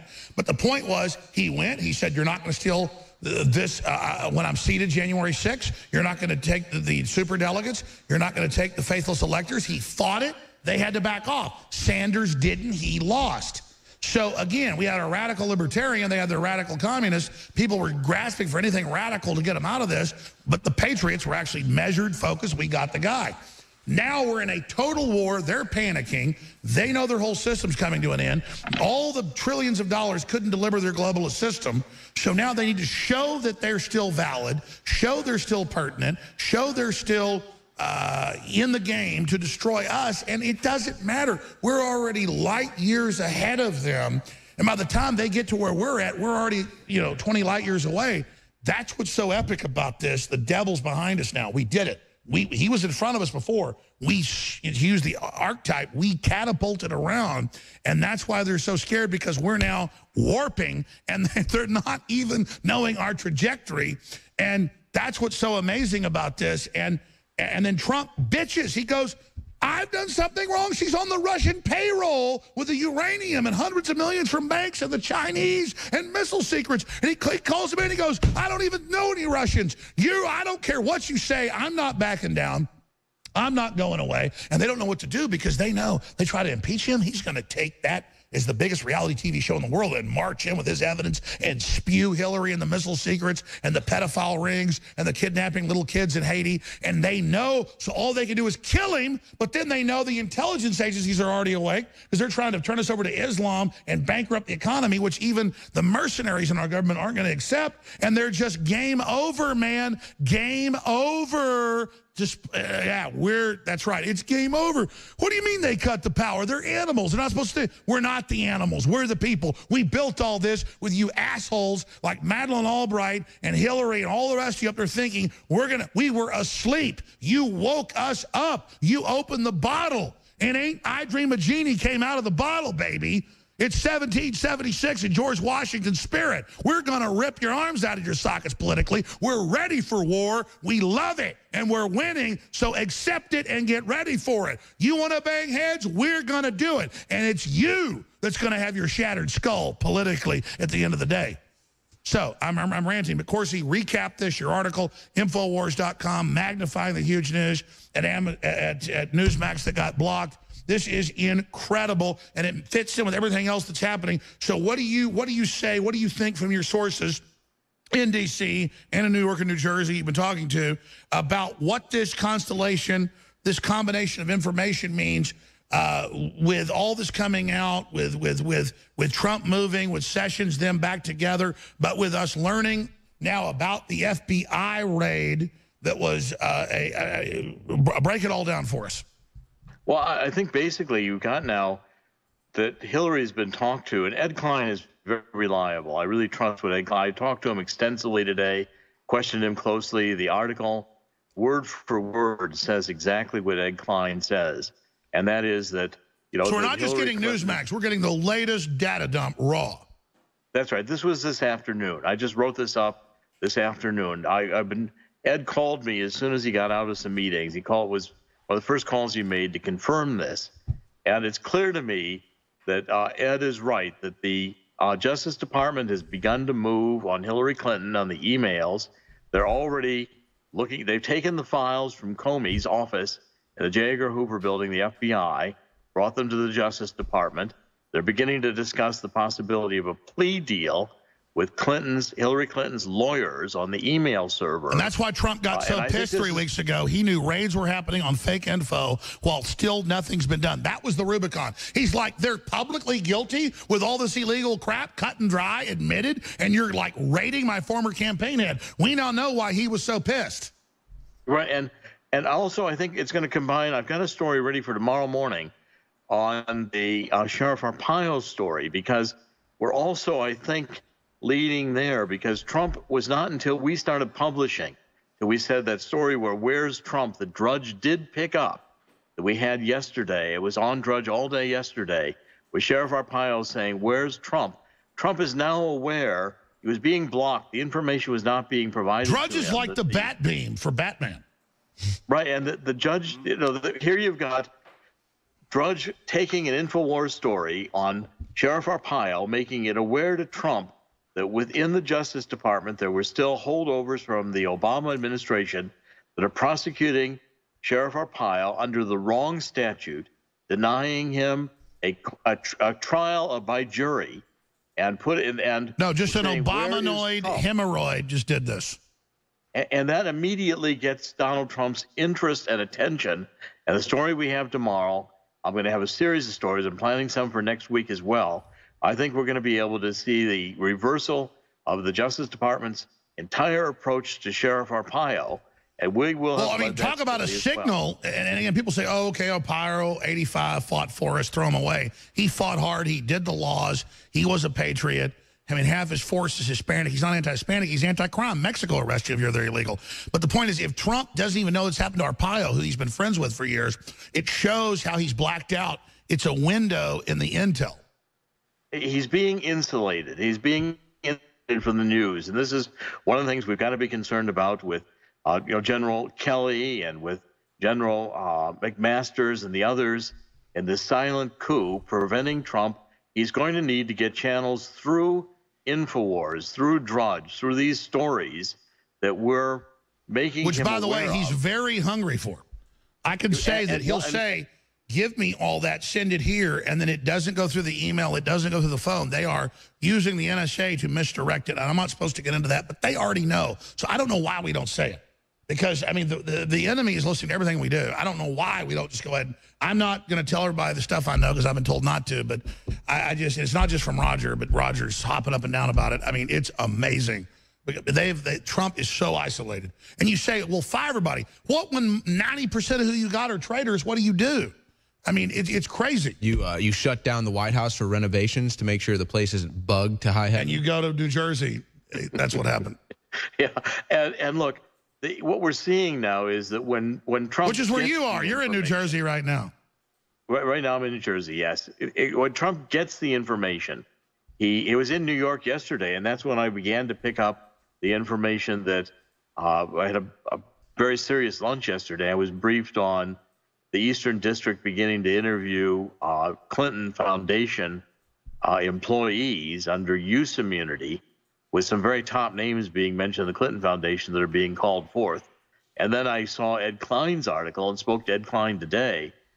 And Donald Trump will act on this. You see, I think as soon as he realized that Jeff Sessions was not moving on Hillary, was not having any of these investigations, suddenly it was announced on the leaks. And by the way, I think the leaks are going to expand into Obama, because Obama was the big leaker unmasking all the Trump campaign. Well, he was in the news saying, I'm organizing an opposition. I'm giving all the info out to people. He admitted it. Speaking of falling through the cracks, I don't even know if either of you guys saw this, but David Brock had a leaked document of his plan and the Democrat plan to take down Donald Trump. And it was another thing that because it was just in the digital landscape, they could, press their algorithms to bury it. And Sean Hannity picked it up, so Trump may have seen it. But a leaked Brock document, Corsi. Oh, and we reported on that document in April. I wrote a story on that document in April. That's what I'm saying. So you knew this is all old plans. They're just going through with it. Infowars had that document, and I reported on it in April. Now they just refound the document, but I reported in April that David Brock was going to launch this disinformation. And by the way, I'm not mad at Roger. I love Roger, but he doesn't like not being given credit, and he doesn't like being pushed around. And him and Hannity had this beef behind the scenes with some folks I won't get into at Fox, but he got banned from Fox, and he thought it was the Murdochs doing it, and then he found out it was another talk show host. It doesn't matter if Hannity now is covering our news and not giving us credit. I don't care. I want to defeat the globalist. I want to defeat Hillary. I want to defeat Obama and Soros. I want to restore the republic. I want to stop aborting babies. I want to stop bringing in radical Islam. I don't care about the credit. I'm not criticizing Roger, but I've told him off air, don't do it. So he did it. I told him on air. We don't care about the credit. We want to defeat the globalists. That's our mission. It is not about credit. And I'm not bitching at Roger. I get it. It isn't about that. These people want evil. They're evil. It's not about the credit. And I'm not bitching at Roger. I'm just telling everybody, this is the #1 thing the Liberty Movement has a problem with because we're free market. We want credit for what we've done. I've got it. Our real victory is in not taking credit. You understand that? That's the victory. Just bang your head. And this is one where we're combining with Ed Klein, and we're magnifying a story in a Newsmax. This is a team effort here. And what's going to happen is the information will be in. Trump will see this. He'll begin seeing it tonight. The things we're going to write on our pile victory will be their complete overthrow. Sorry, go ahead. It'll be these people off our back. That's what matters. Not when they got fangs sunk into our back, drinking our blood, bitching, going, I got a vampire on my back. I already know that. I don't care who pulls the son of a bitch off my back. Get him off my back. Sorry, go ahead. Well, and I think this is what is critical. We're breaking through to the insulation of Donald Trump. He's beginning to hear things. And when he hears things and he understands things, what this Ed Klein story today about Hillary being discussed a plea bargain on the emails, this will suggest that Donald Trump takes action. And let's remember, I'm not tech savvy because stuff changes every 5 minutes. He's 71, folks. He's got Americana and old-fashioned gravitas and John Wayne strength, but he's in a new world in the damn White House.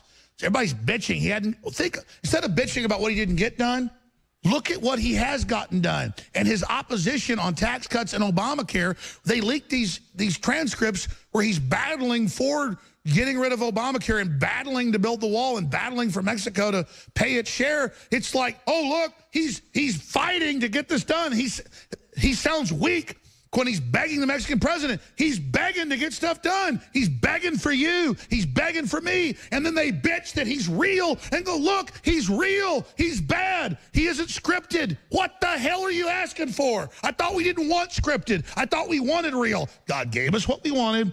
And like a bunch of little spoiled rotten snot noses, we then bitch that everything wasn't delivered perfectly for us.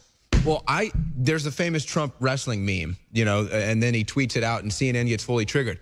Trump is a wrestler in the ring fighting to make America great again. He's just battling to make America great again.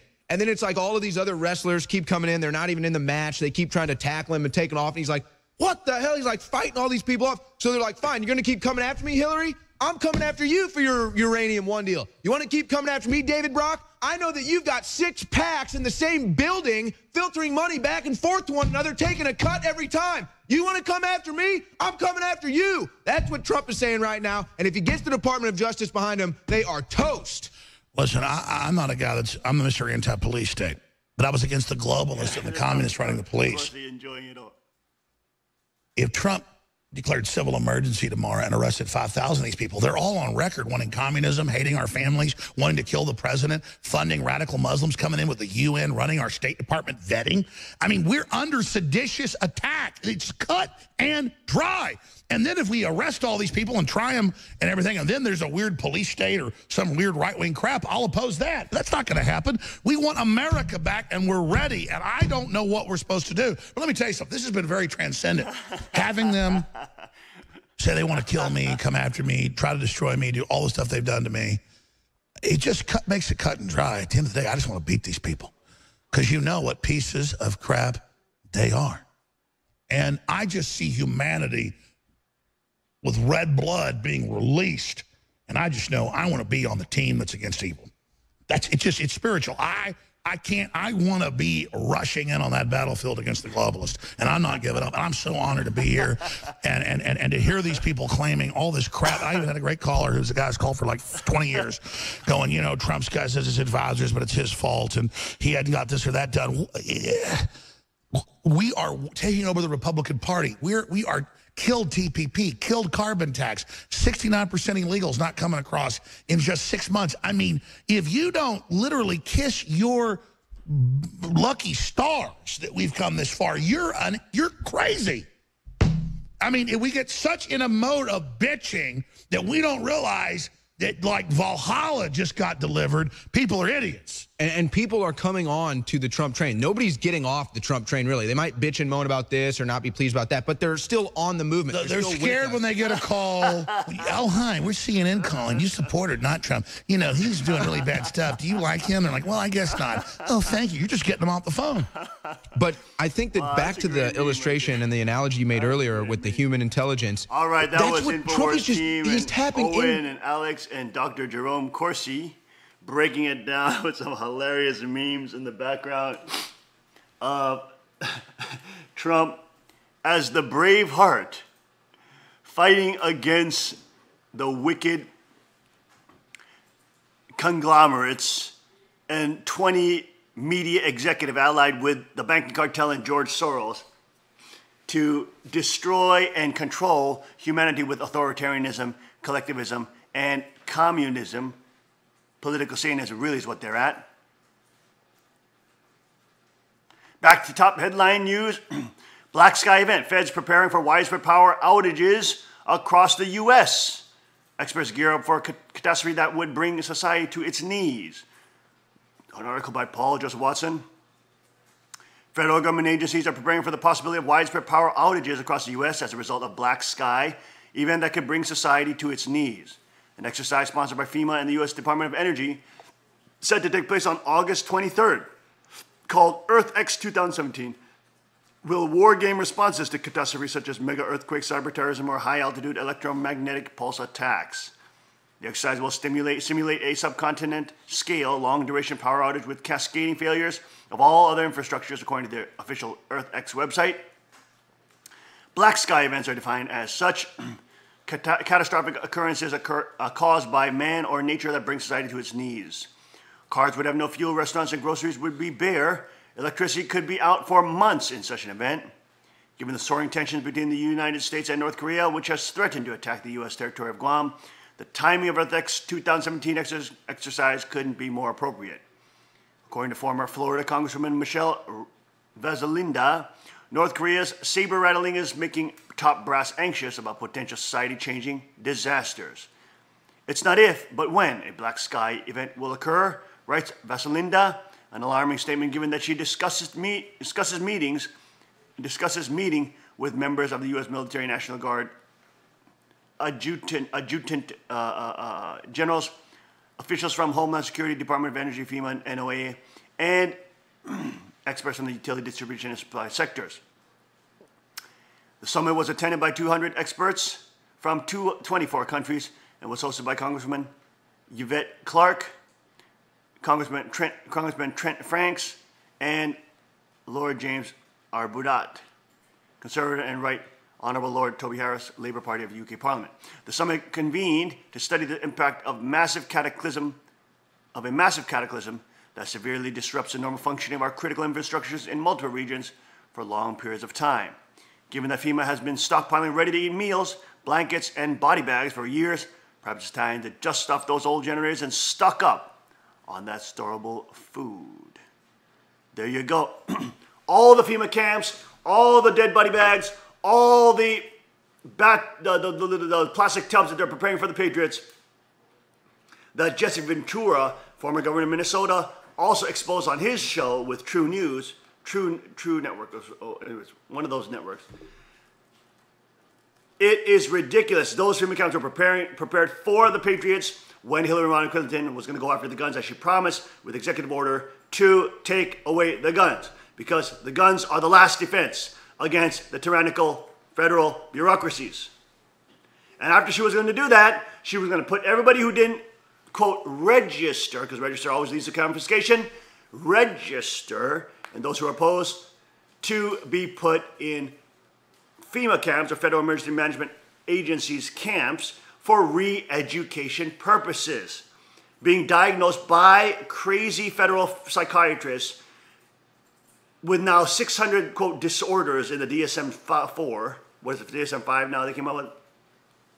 They're just making up every single manner of disorder, one of them being, if you're skeptical of federal bureaucracies, you have, according to the Association of Psychiatrists for America, you have a mental disorder. No, you can believe you're a dragon. You can say you want, your ears surgically removed and have horns implanted in your head and say you're a dragon, you're not mentally ill. You can be a man one day and say you feel like a woman the next day, and everybody has to call you a she or some pronoun or non-pronoun that you're trying to say, and you have no mental issues. But if you question NIST on 9/11, you question Hillary Rodham Clinton's sainthood, if you question Obama not being the Christ, if you question the federal government and George Soros and banking cartels funding an imploding society, you have a mental disorder. You see that?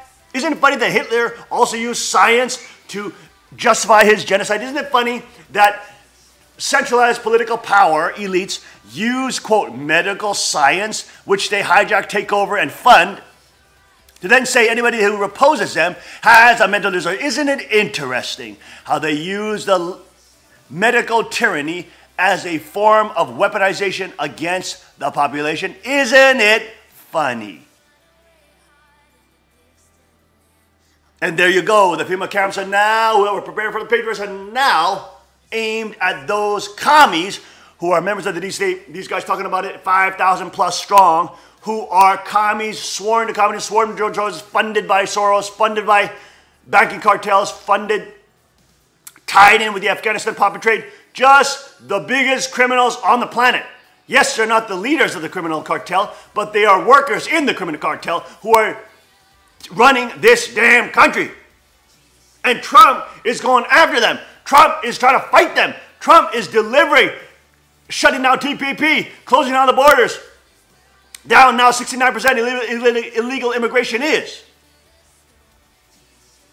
Going after George Soros, going after Hillary Rodham Clinton now, as he promised. He is now moving on all the things, trying to repeal Obamacare, but it was blocked by the Republican rhinos like Senator McCain. Everybody is against him.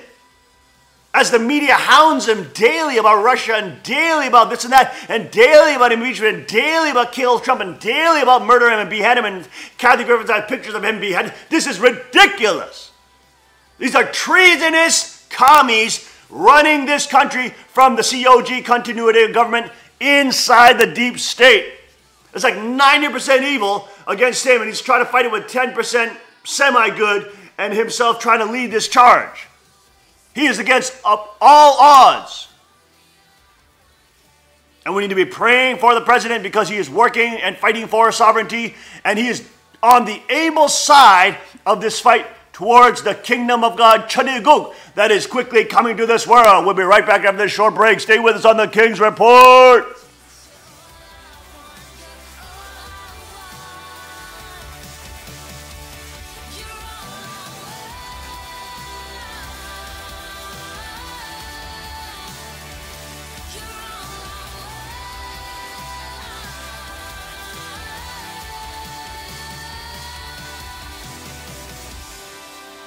Car Arms, Magnum Research, and Auto Ordnance. The Car Firearms Group. With a diverse product line that blends American craftsmanship with cutting-edge technology. It's no secret why gun enthusiasts choose Car Firearms Group. From the Desert Eagle and Baby Desert Eagle made famous by Hollywood. The history of the 1911 and the Tommy gun. To the best in compact concealed carry. Carr Firearms Group is not only the first name in personal defense, it's a name that has earned the respect of gun enthusiasts around the world. Concealment, innovative technology, value, accuracy, and history. Carr Firearms Group. Made in the USA. Visit carr.com today.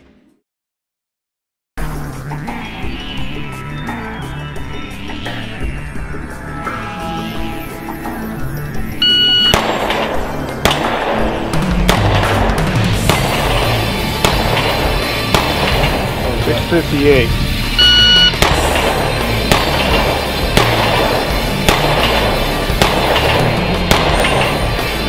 $614.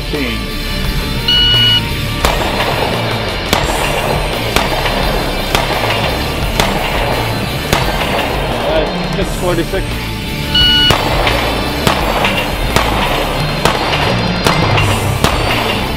Time $471. Hello folks, I'm Justin Moon, the president of Carr Firearms Group, and today I've got the PM40 with True Glow night sights, and look at that, Magna porting. Look at that porting on that. This is our standard PM40 with the day sights, but now this model with the Magna porting and the True Glow night sights. What a difference.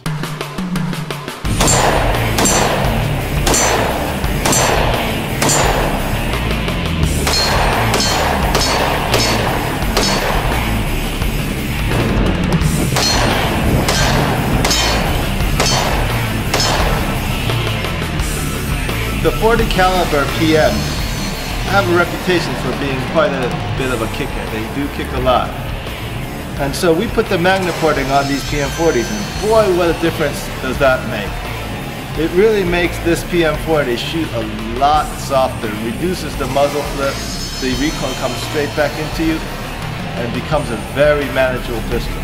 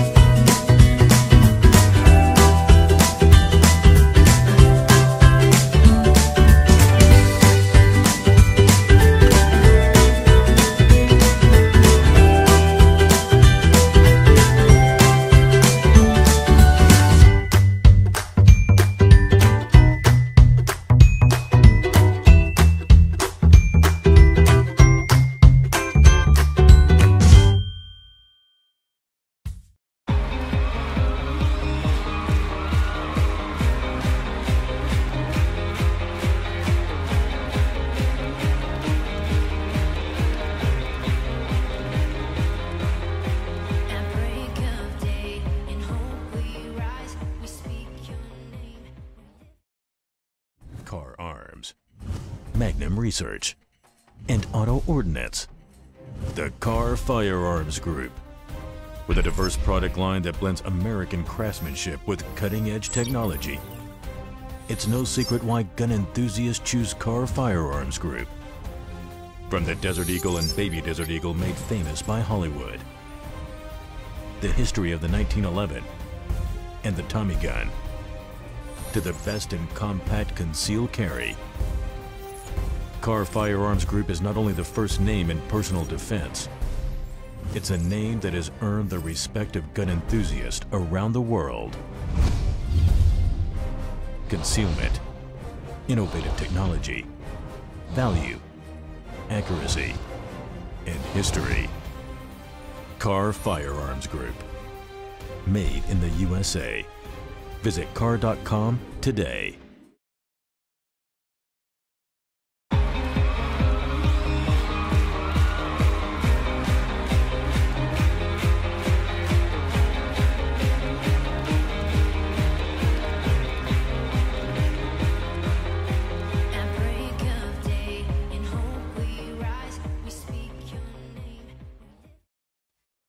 are back. Welcome back to the King's Report this Thursday, August 10th, 2017. I'm your host, Hyungjin Sean Moon, second king of Cheongguk. Let's go now to other top news reported by The Sun out of Britain. Appalling weapon of violence, asset attack crime wave sees Britain's top cop and Home Secretary back increasing stop and search powers. The Home Secretary and Britain's top cop last night vowed up vital police stop and search powers to clamp down on asset attacks and stabbings. Teaming up with Met boss Cressida Dick, Amber Rudd said her purpose is simple: to take as many offensive weapons, knives, guns, acid, and harmful drugs out of the pockets of criminals as possible. That's Met Commissioner Cressa there. She added this includes using stop and search to confront the use of acid as an appalling weapon of violence. But Ms. Rudd faces a tricky political juggling act with the measures of ex-Home Security Secretary Theresa May slash stop and search from 1 million a year to fewer than 400,000. She insisted effective use of stop and search is not about carrying out more or fewer searches, but while rejecting a return to less targeted spot checks, the Home Secretary and Metropolitan Police Commissioner said last night police officers who use a tactic must have the full backing of their bosses. Writing in the Times, Ms. Rudd added that it is a vital tool to keep the public safe, and officers who use the power correctly should have the full support of the public and their commanding officers. The now PM kicked off reforms in 2014 after less than 10% of stops led to an arrest. And of course, all these attacks, now the violent use of acid attacks being thrown on people, they're not mentioning the fact that this is coming from radicalized Islamic neighborhoods, where in the tradition of Orthodox Islam, I mean, you're not allowed to talk about it in the West, but people like David Wood and people are exposing this, Sam Sahoud and people who are exposing this are showing very clearly in the Quran, it is okay, you can beat your wife. Every woman must watch David Wood's breakdown using Quran and the Hadith in exposing the fact that, number one, women are said to be less intelligent than men. Women are allowed to be kept as sex slaves. Muhammad himself was married to a 6-year-old girl in a, quote, marriage, and having sex with her at 9 years old. That is pedophilia.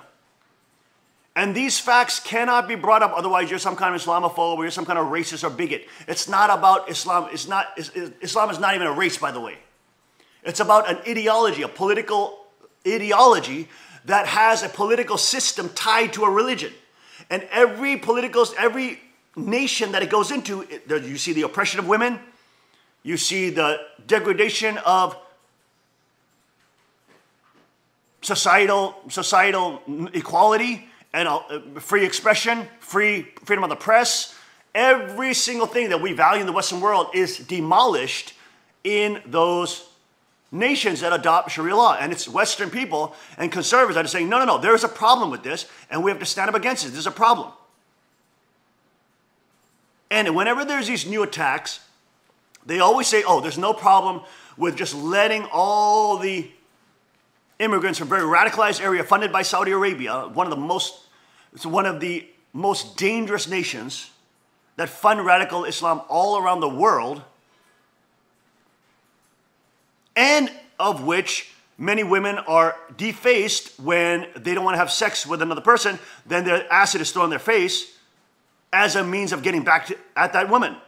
Because women are not treated as women in many parts of those of the world. It's not like the Christian ethic of women are also made in the image of God, so you can't just throw acid in the face when they don't want to have sex with you.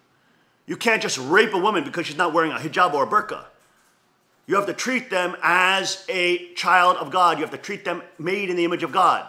Husbands are called by Christ to be patient and to be as Christ is to the church, to be like Christ, to have patience with their bride, to love her. Of course, women are also called to respect their husbands unconditionally. Ephesians 5.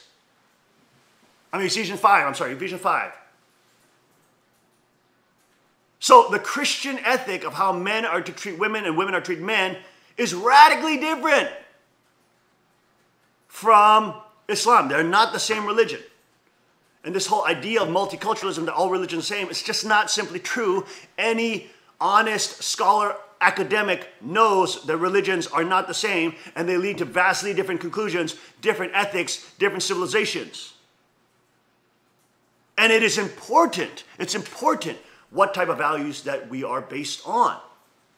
Are we going to value women as made in the image of God and not sex slaves? Are we going to value husbands to be respected by their wives? Are we going to value men and women made in the image of God? Are we going to adopt multiculturalism, this feminist culture, which is misandrous and hateful of men, and says men should be the slaves of women? No, that's not what the Bible says.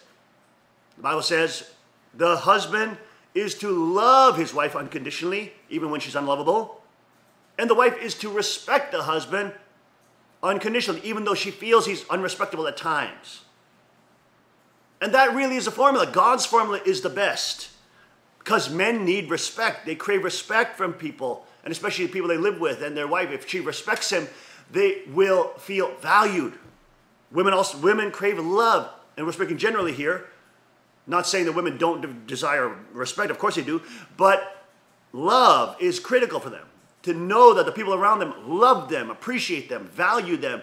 They love being around them.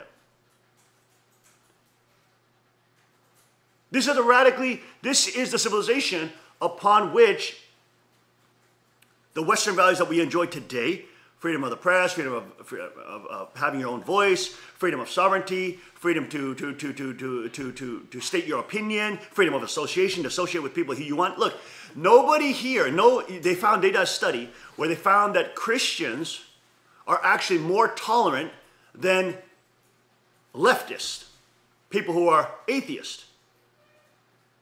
Because atheists don't believe in God, and atheists who adopt multiculturalism pretend to be tolerant, but if you have a conservative view, or if you believe Christians have a good civilization, well, you're racist, you're misogynist, and you're excluding other religions. Well, then you're not tolerant of people's views. People are able to have a view other than multiculturalism and relativism. And this is the big deception of relativism, is pretending that it accepts all views when it is the most intolerant view that says only relativism is true. Every other view is wrong unless you conform to relativism. That is a form of authoritarianism. That is a form of collectivism. That is a form of radical ideology, which is posing to be tolerant when it's intolerant.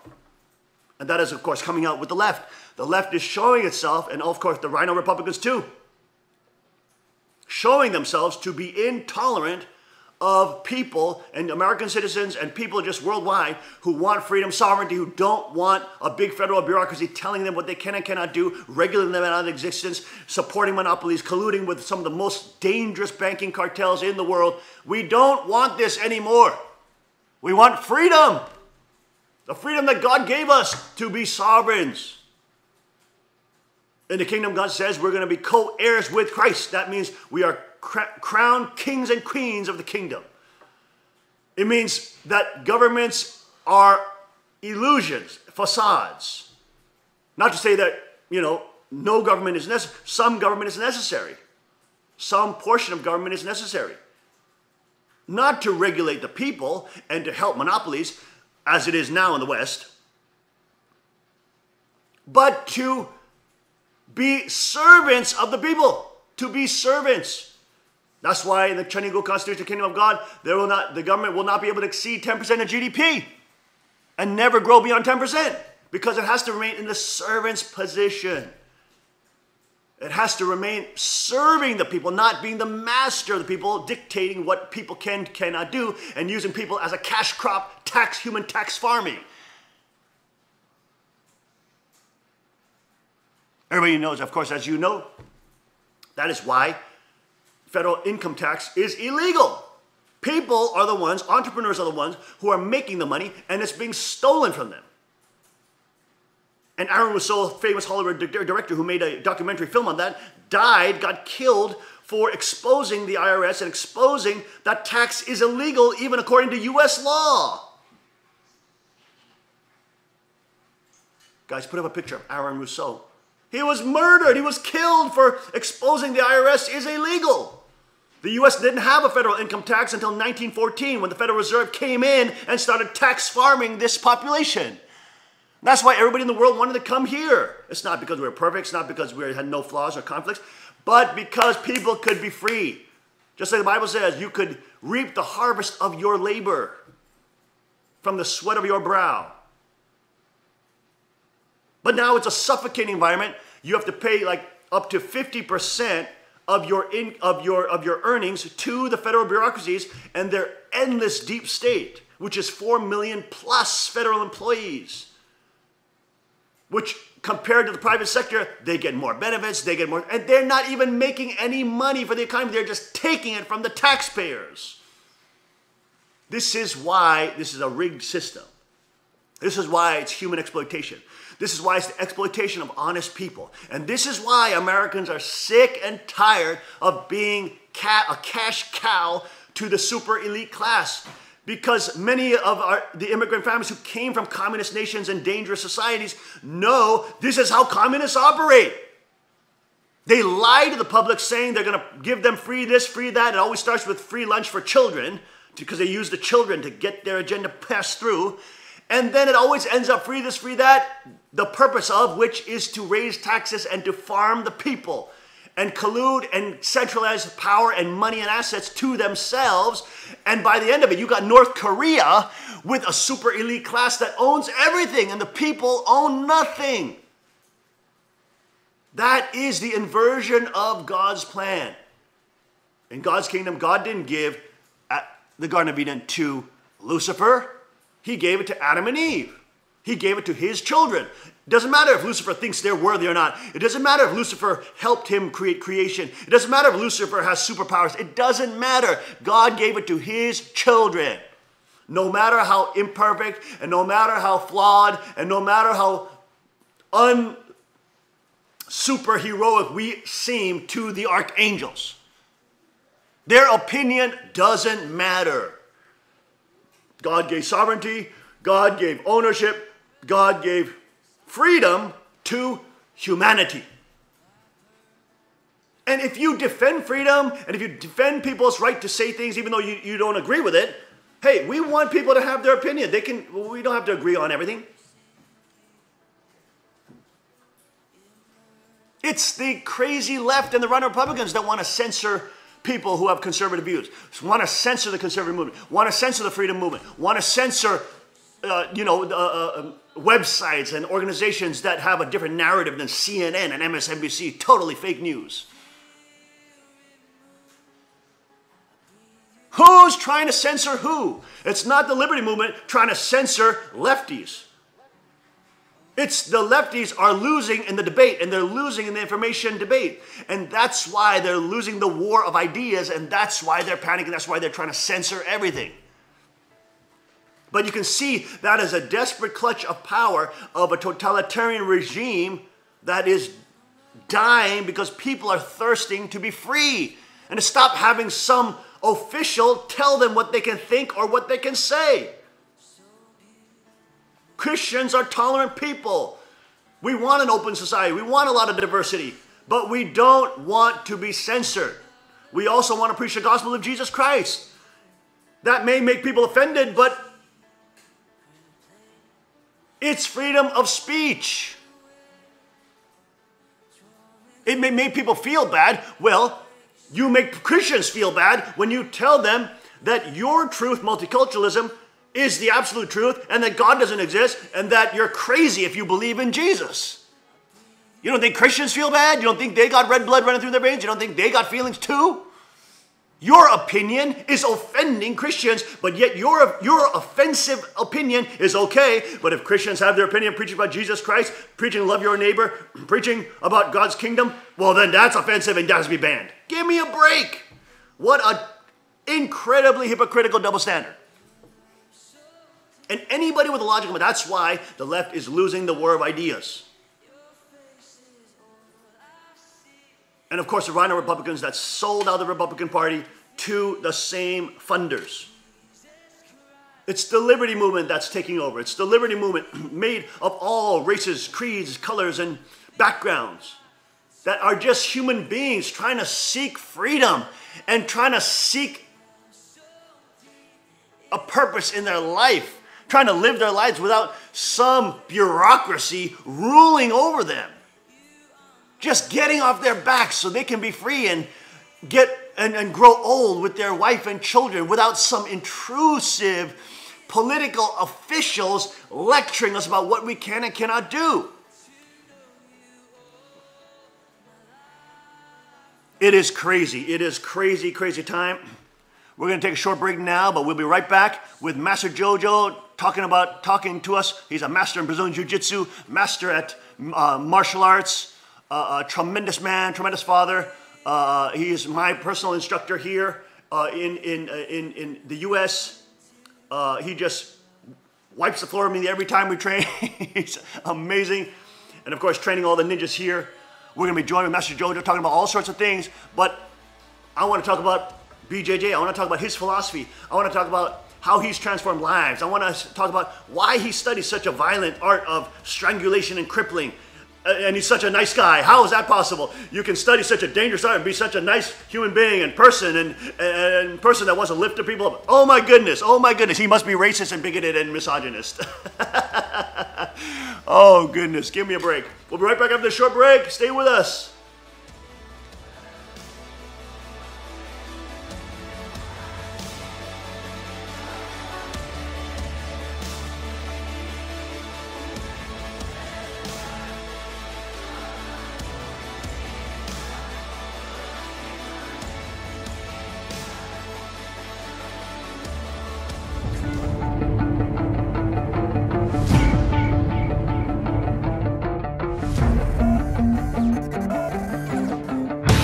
I'm down here at the range today. I just learned a new technique from the father of the 44 Magnum, Elmer Keith, which is called shooting out of the notch, which allows you to make really long distance shots and still have an extremely precise sight picture. So I brought my CW9 car down, and with this little gun, we're gonna shoot this little munchkin at 200 yards up in the hills, applying this technique, and hopefully we'll make the shot. To apply this technique, instead of using the blade of the front sight lined up with the top of the rear sight, I'm going to take the dot of the front sight and raise it up so that it's out of the notch, but I'm still going to keep the front sight on my target. Bringing that front sight up like that is going to compensate for the bullet drop over that excessively long distance with just this little gun. So if applied right, we should be making contact. Let's see how it goes.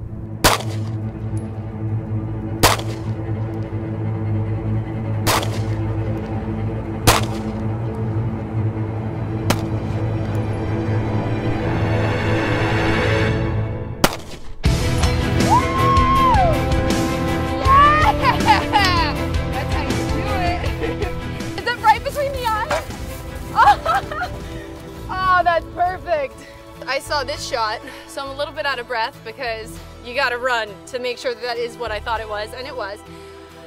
So while making this shot, from that distance with these white dot sights, it literally would cover the entire target. You couldn't see what you were shooting. So using the Elmer Keith technique, you were able to raise it out of the back notch. I can't breathe. Out of the back notch, allowing you to keep your accuracy, aim, and also still see the target, which is key because it was a hard shot, not gonna lie. But yeah, it went great, and Elmer knows what he's talking about. And for such a small gun to be able to take that hit, I'm very impressed with this. All right, guys, be sure to like and share, and I'll see you out on the range. That was awesome. Hey, can I try that one? Yeah, let's do it with the 380. Does everybody have eyes and ears?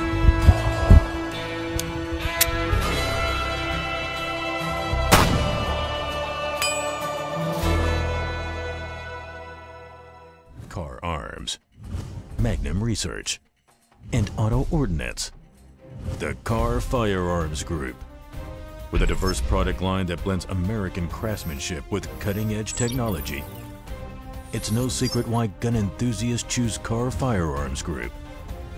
From the Desert Eagle and Baby Desert Eagle made famous by Hollywood, the history of the 1911 and the Tommy gun, to the best in compact concealed carry, Carr Firearms Group is not only the first name in personal defense, it's a name that has earned the respect of gun enthusiasts around the world.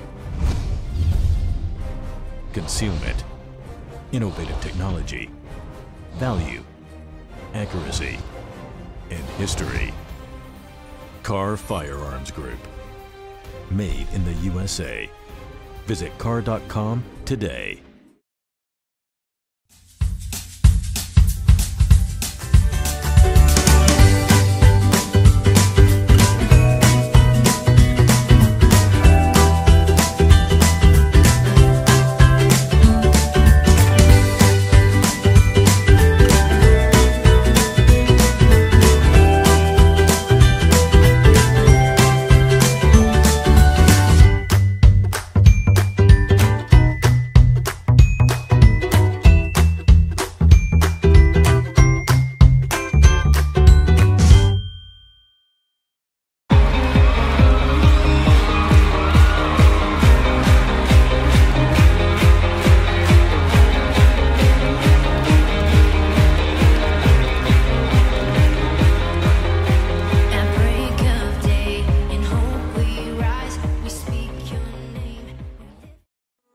We are back. Welcome to the King's Report.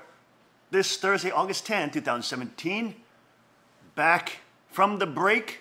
I'm your host, Hyung Sean Moon, second king of Chani Guk. We're here joined with Master Jojo Guadin, Master Black Belt of Brazilian Jiu-Jitsu, been training over 20 years.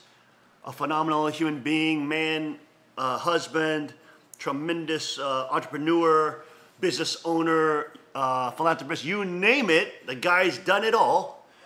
And of course, we are honored to be his students.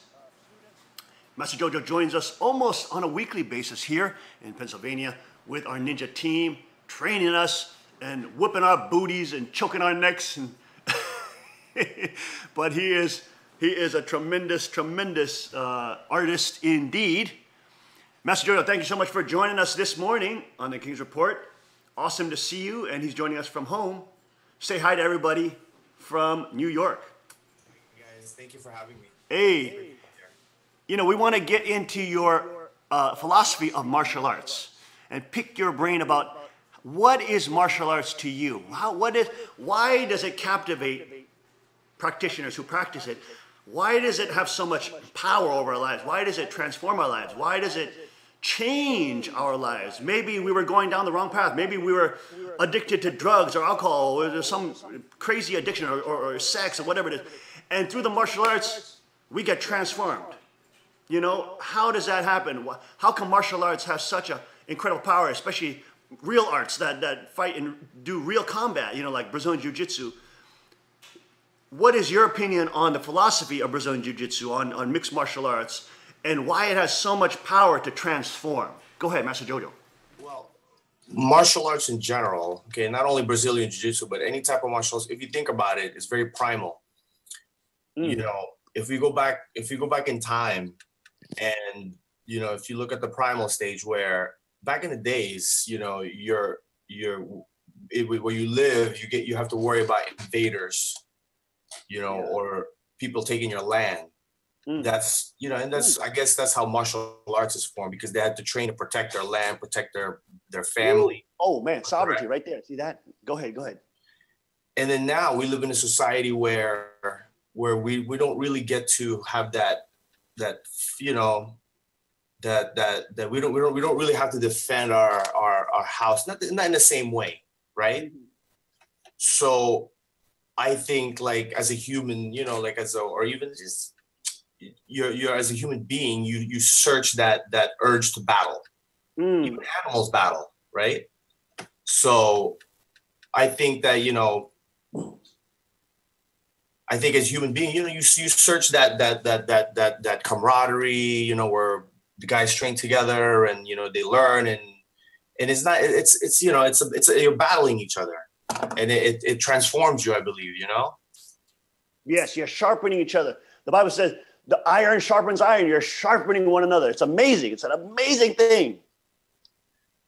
But also, I think nowadays it helps people as far as like de-stress. I see a lot of guys coming. They have a lot of weight in their shoulders, and they train. They exhaust themselves. They train till exhaustion, and they get it out of their system. And I believe they come home a little bit better, a little bit more calmer. They come home a different person. So that, in a way, that helps that individual. That is such an important social aspect to training Brazilian Jiu-Jitsu, isn't it? Because you can train real hard. You can train literally like you're fighting each other, trying to kill each other, but you can train relatively safely and continuously. But it provides a social benefit to society. Right, and that's why for us, Zahabi, BJJ black belt on Renzo Gracie, as yourself is, Renzo Gracie line, up in TriStar, up in Canada, he was saying that, hey, he would wish that all society, you would be mandatory that at PE you learn Brazilian Jiu-Jitsu and everybody's at least a blue belt, because you're so much more mature once you even become a blue belt compared to if you never did it at all. There's a calmness about you, somebody that trains, and I can see that about, if I look at a person that trains martial arts and I look at a person that doesn't train martial arts or just, does his thing, I can see that the person that trains martial arts is much calmer, much more confident, is just a different personality or different energy. Oh, yeah. Than the person that doesn't train. I feel like, if I look at a person that doesn't train, I feel that, they're very uneasy. They're always looking for a fight, So I definitely believe, especially for teenagers that are trying to find themselves, that are soul searching, I think definitely martial arts is a tool to develop, a human being. It's really transformative, Getting on training is, but you're also learning very dangerous things, aren't you? You're learning the power of life and death. I mean, especially art that you're so good versed in and so deadly at. You're talking about the art of strangulation and crippling. I mean, that is literally what you're talking about. That's how dangerous this art is, which is the reason why it's like the foundation of all MMA fighters, because it's such a deadly art. And it's been proven with Royce Gracie in the first UFC, him challenging all the other martial arts and defeating them with the smaller guy fighting off his back. Well, I started my martial arts training Kempo Karate. And, I got up to brown belt, and a friend of mine, UFC was around.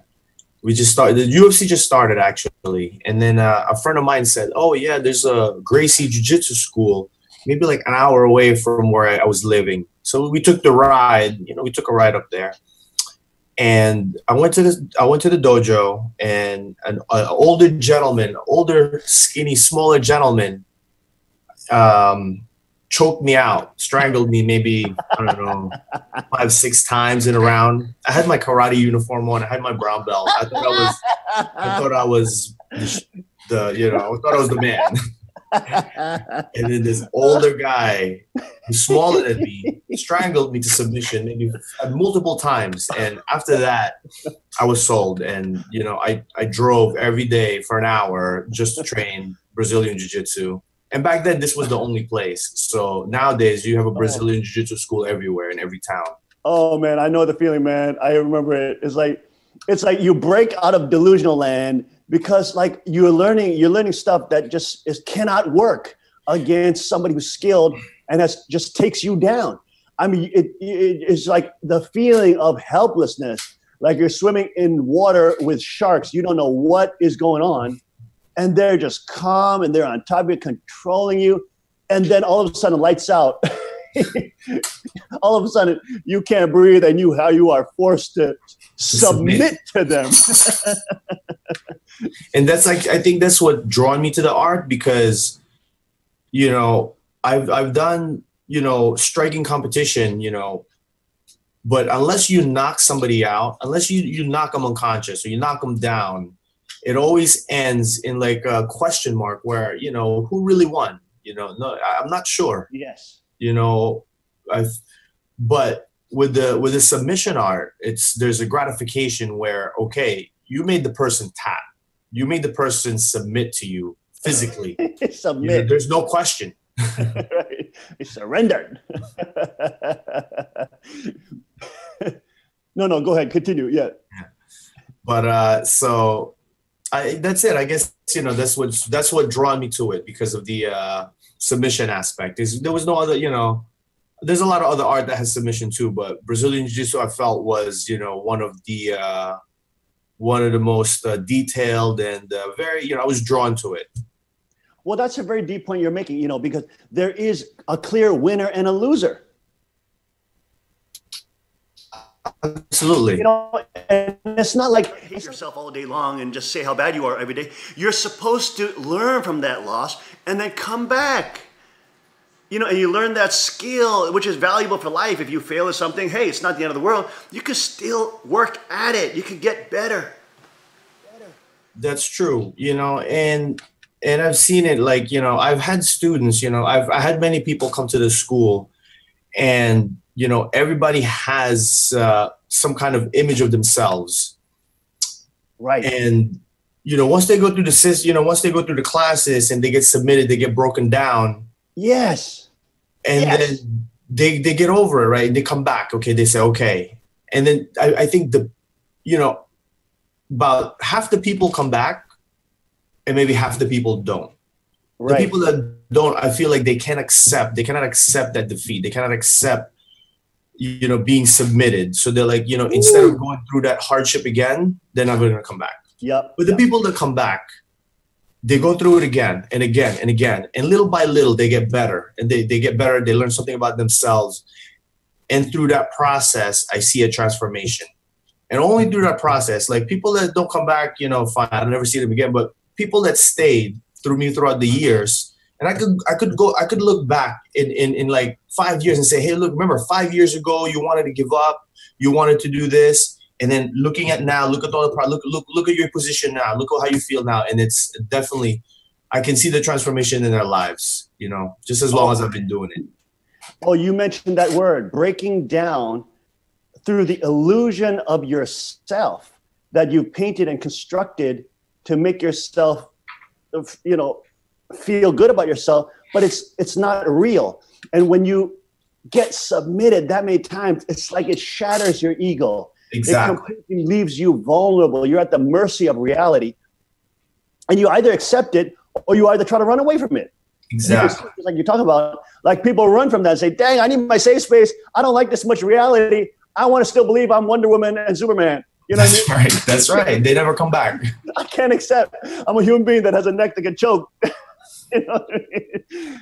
And now let's talk about a very controversial topic, BJJ and girls, okay? Because a lot of dojos struggle with this. And of course, you know where we train, we have tons of girls in our community. We got tons of girls that are training. And of course, we create a very safe space for girls. The Queen is doing an amazing job as the mommy of our community. And of course, for us, it's more than just trying to fight for a medal or trying to, submit somebody. For us, it's almost like a spiritual duty of living up to the commandments that Jesus talked about. Love your God, love the blessings he's given to us, and also defend your neighbor. Love your neighbor as you love yourself. That is that you're able to defend your neighbor if you have to. Somebody who's vulnerable, if you have to. You understand these things. You are part of God's kingdom. You are able to help other people if they're in need. Doesn't matter if you agree with their political views. Doesn't matter. You're still there as an honest citizen in God's kingdom to defend life, to defend somebody else who is vulnerable. It could be a senior citizen. It could be your neighbor who's being assaulted. You know what I mean? And that's why for us, we train, of course, in the empty hand combat, but also in weapons and firearms, because that's a critical element to empower people to have dominion over the use of force, which is important because if normal, good, honest people don't have access to the use of force, well, then it always gets centralized and always gets used against them Just like even in feudal Japan, only the samurai could have swords and weapons, but the peasants couldn't have anything, and they were slaves. And that's the same with every centralized power. The normal person who's an honest, hardworking person who just wants to be free becomes a slave to the elite class. And that's why for us, and I think that's why we have so many girls in our community who train, because there's a spiritual mission involved in it.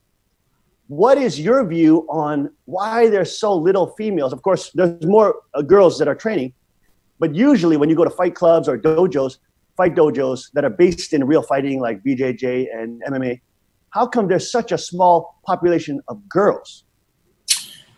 Even in my school, I really don't have that many women, and I can't tell you why. Maybe it's just, they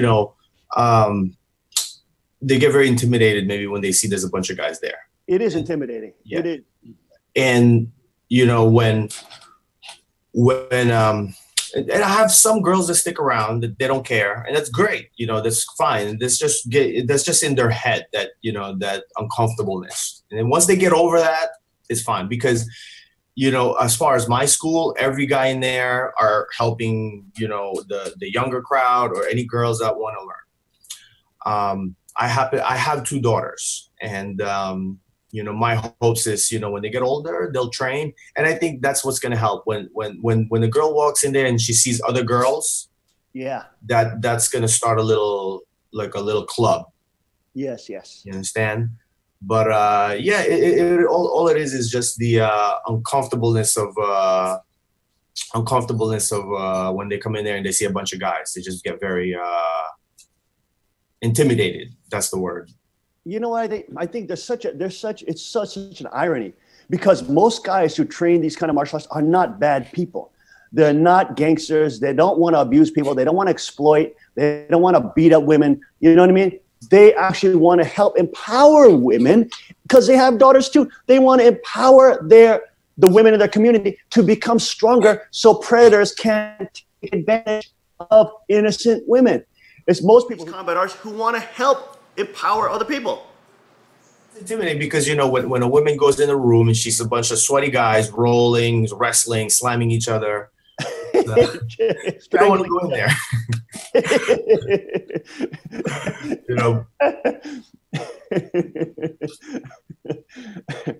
Now, when you come to our community and you see the girls, and now you've been training them, and of course you've been rolling with them.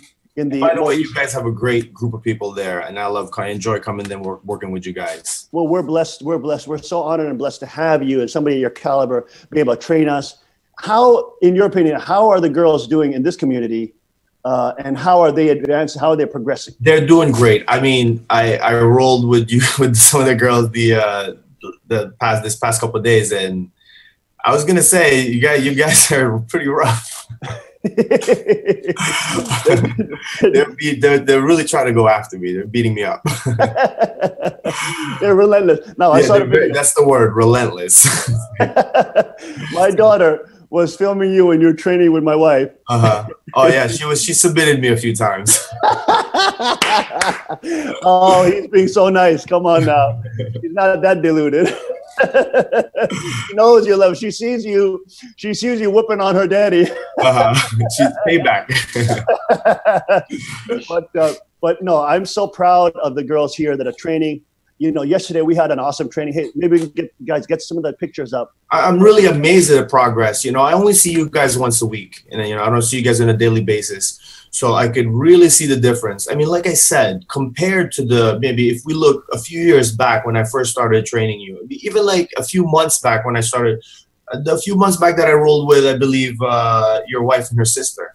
And compared to the way I rolled now, I mean, if you look at the film, I don't know if you guys filmed it. If you film a few months ago, I rolled with her, and then I rolled with her the other day. Big difference. Just the way they move, the way they're holding. It's definitely doing a great job teaching them. Hey, we got a great blessing to have your technical mastery, because all those little details that you have showed us, that makes the key difference. All those tiny little inches that help you control the positions are critical. Like you showed us this incredible back take from the seatbelt. Don't even worry about your hooks.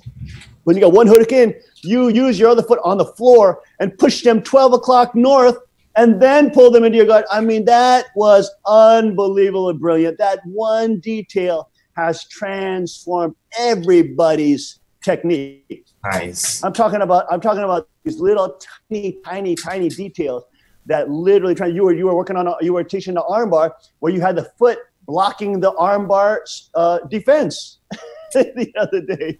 You know what I mean? And people were just the level of detail. This is what builds such technical minds. And how important it is to have a technical mind, because the technical mind is a developed mind. It's a mind that has unlocked its epigenetic potential. It's a mind that is able to grasp concepts and think and also work in reality.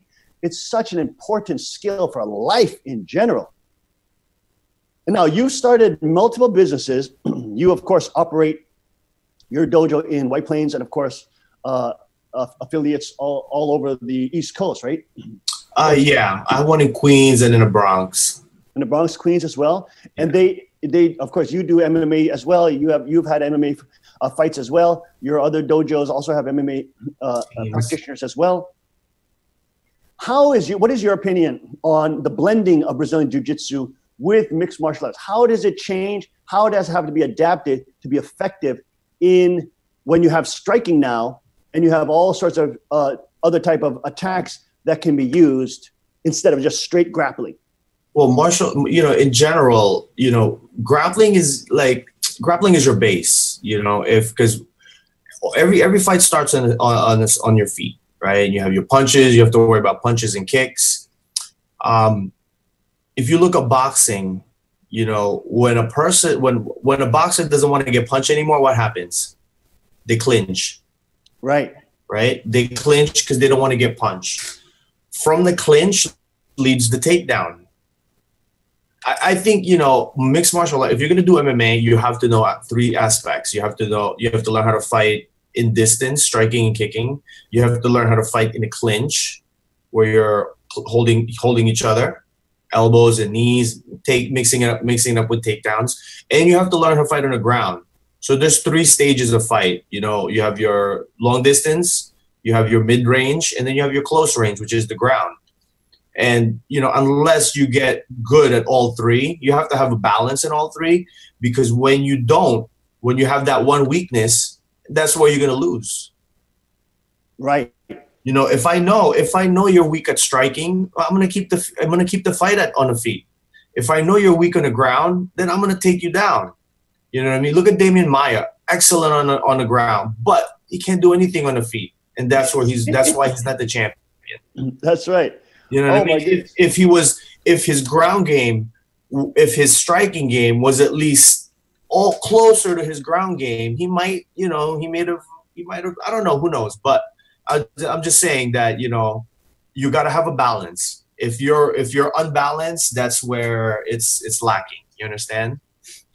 Now, people say Brazilian Jiu-Jitsu is now becoming less relevant in MMA because you see less grappling.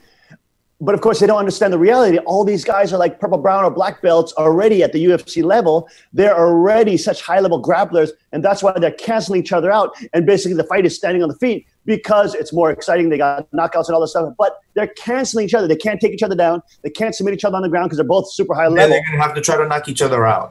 And then they're going to, so that's exciting. But then the fight fans don't understand the hours and hours of practice that all these professional fighters are doing what?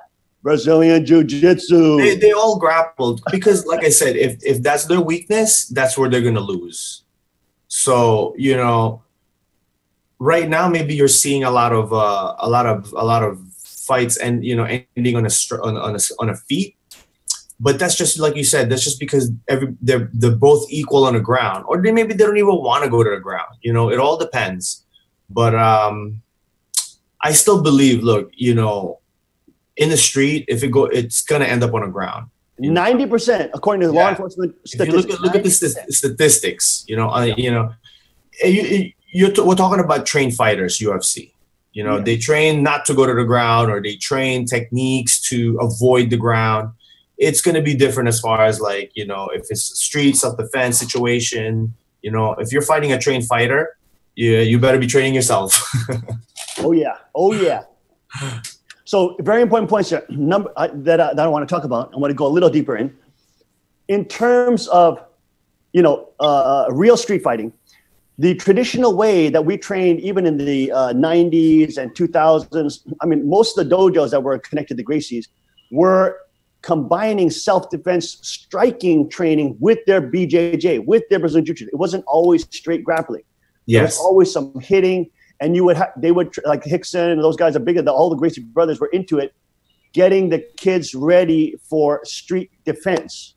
Now you see some dojos in the modern day that has completely gone away, and maybe their focus is just on competition. Nothing wrong with that, but they're straying away from the roots of it as self-defense oriented, and preparing that person for a self-defense scenario if that ever arises. What do you think on that? You know, a lot of the Brazilian Jiu-Jitsu schools right now are focused on the sport Jiu-Jitsu. Right. That's just because, you know, medals and you know, more, you know, the more medals or awards your school can get, I guess, is more prestigious you can get. More sponsorship, some of that. Yeah, right? But the root of it all is, you know, why do you study martial arts? It's not to get medals. It's to learn self-defense. You know, I still believe in self-defense aspect. When I was my early training years, we would grapple while we would open hand smack each other. You know, that's called combat jiu-jitsu. You see Eddie exactly. I was going to bring that up next. Yeah. So go ahead, talk about it, yeah, we'll bring that up next. But yeah, I remember back in the days, that's how we trained. We would train no-gi, and we would say, all right, you know, striking allowed, but not closed fist. It'll be an open hand smack. And you smack each other in the head, smack each other, you know, in the face, smack each other in the body, because that would simulate a strike. Yeah. And all it is like, you know, now you cannot, now it forces you not to be in bad positions. You know what I mean? If you're in a bad position, you're in the bottom and your hands are tied up and you're getting smacked in the face, those could be punches. So now you avoid those positions and the grappling becomes very basic. And then, you know, there's no more inversions because, you know, you start inverting, you're going to get, you know, your head punched to the ground. So everything changes once striking is involved. And then definitely we should do that too. Yeah, we do that. Interesting, very interesting, because now you're like, oh man, this is not a good position because I can get hit. Oh yes, so yeah, we always try to make the kids here remember the striking aspect. On the day sometimes where you can't come, what I'll do is I'll have them go through the striking stuff, and they'll have to defend the striking. You know, just to make sure they keep that in the back of their head at least, and it doesn't just become they get lazy if they're in some kind of confrontation. They know how to defend themselves, protect themselves. You know, I think it's important, at least, you know, even at any school, like, you know, if your school is just a sport jiu-jitsu school and that's all you do, at least once a week you should train some combat jiu-jitsu just to keep it real. I totally 100% agree. I mean, it's like so important. In the end, we want to save lives. In the end, we don't want once a week. You should learn how to defend. You know, because it's, again, you're living in a facade of unrealistic. You know, it's not real. Right. Yeah, nobody's in a street fight. Nobody's not going to hit you. Yeah, exactly. So if you're not used to that, or you don't see it coming, it could be a problem. So for all the haters out there that want to call Master Joe old school because he wants to help people save their lives and protect themselves, you're crazy. You got to. This started from self-defense. You understand? It started from helping people who are smaller, less athletic, who had disadvantages to their body size, weight, you name it, athleticism. Try to survive and win in a fight. Helio Gracie is famous for saying, "If the smaller guy survived, you won as the smaller guy," because that's impossible any other way. You know, the bigger guy is going to win. The more athletic guy, the more dominant guy is going to win. But if you're smaller and you just survived, you won. You won. That's what Helio Gracie said. That's right. Now, you know, maybe what we can do is, because also when you talk about ground fighting with weapons, what is your philosophy when weapons are included? Because according to law enforcement statistics, 40% of street fights include weapons. That includes batons, it could be a broom, it could be a pipe, it could be a knife, it could be a gun. Now, when weapons are involved, now you're talking about a whole nother level of danger. What's your opinion on weapons and BJJ training? Well, you know, I personally have not trained weapons in a long time. I mean, the last time I trained a weapon was Kempo Karate.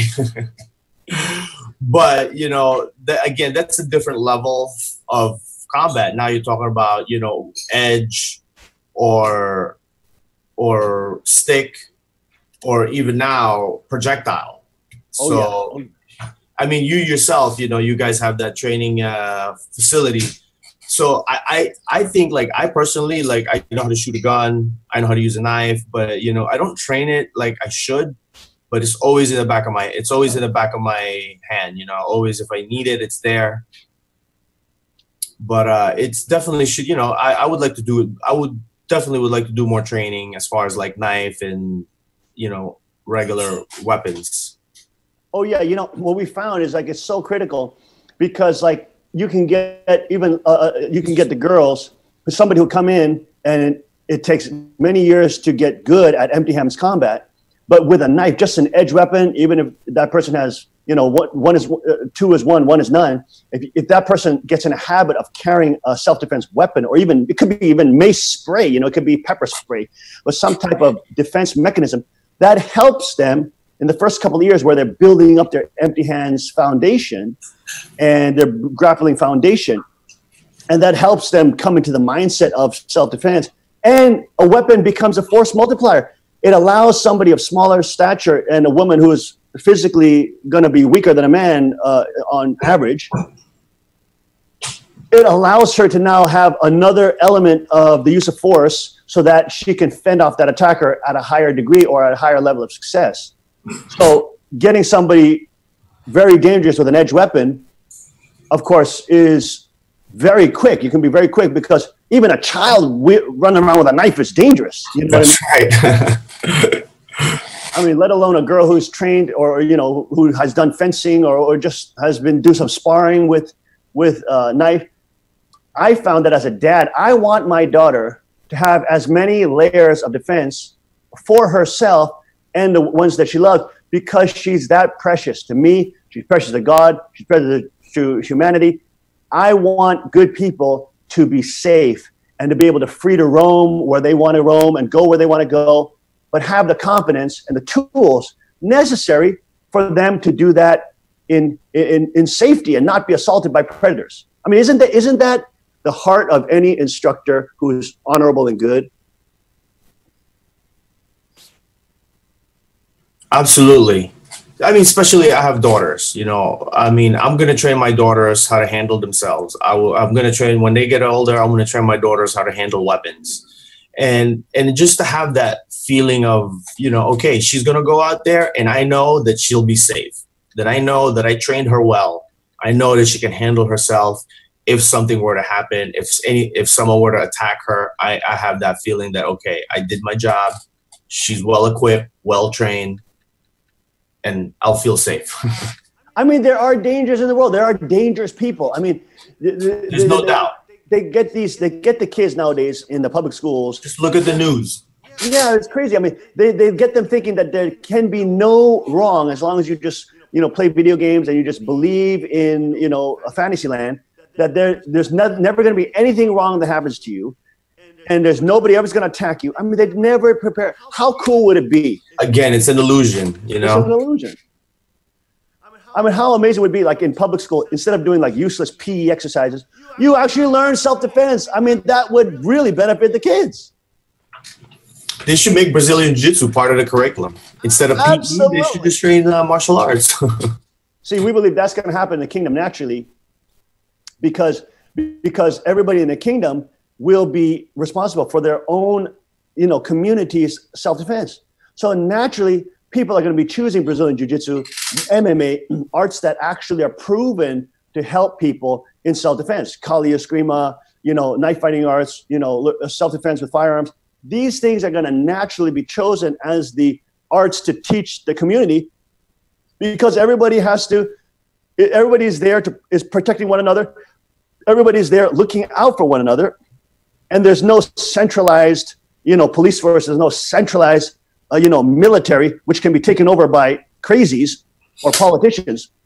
And the people are in control of their law enforcement. The people are in control of their self-defense. The people are in control of their communities. You know, and like it's for us, it's like absolutely key that people have that empowerment so they can take care of themselves, especially our daughters. I mean, what kind of father does not want his daughter to be safe and to protect themselves? You know what I mean? It's just insane. Absolutely. I agree. Now, do you agree with Faraz Zahabi, who says that, of course, he says it should be mandatory, you know, teach it in PE and everybody should be at a blue belt level.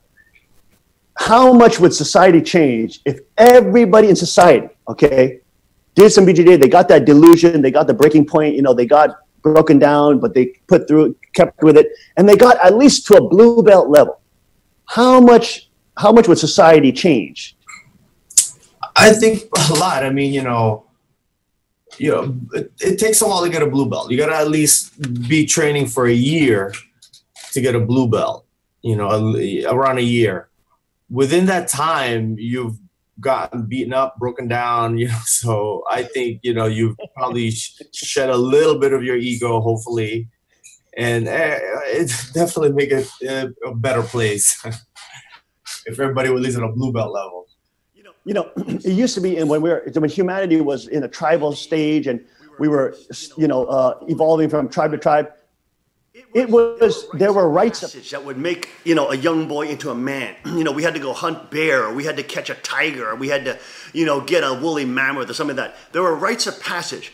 All those things have been stripped away from us, and we're literally, the rite of passage is playing a video game and, like, you know, eating, you know, raspberry sorbet out of Baskin Robbins. It's like ridiculous.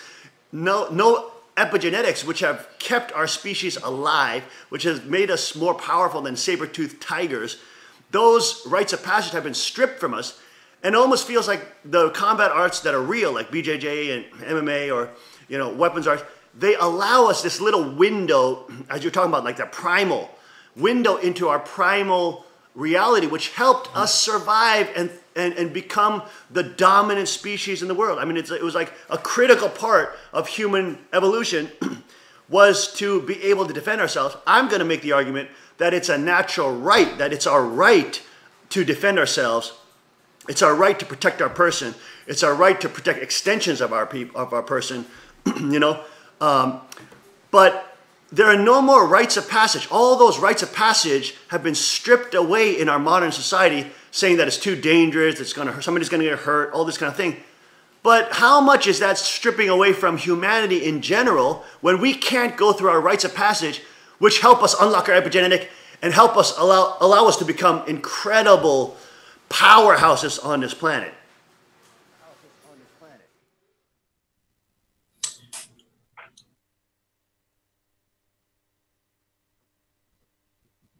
That's why I think Brazil, you know, think about it, like back then there was not a lot of jiu-jitsu schools, right? Can't find jiu-jitsu. But now there's a jiu-jitsu school in every town.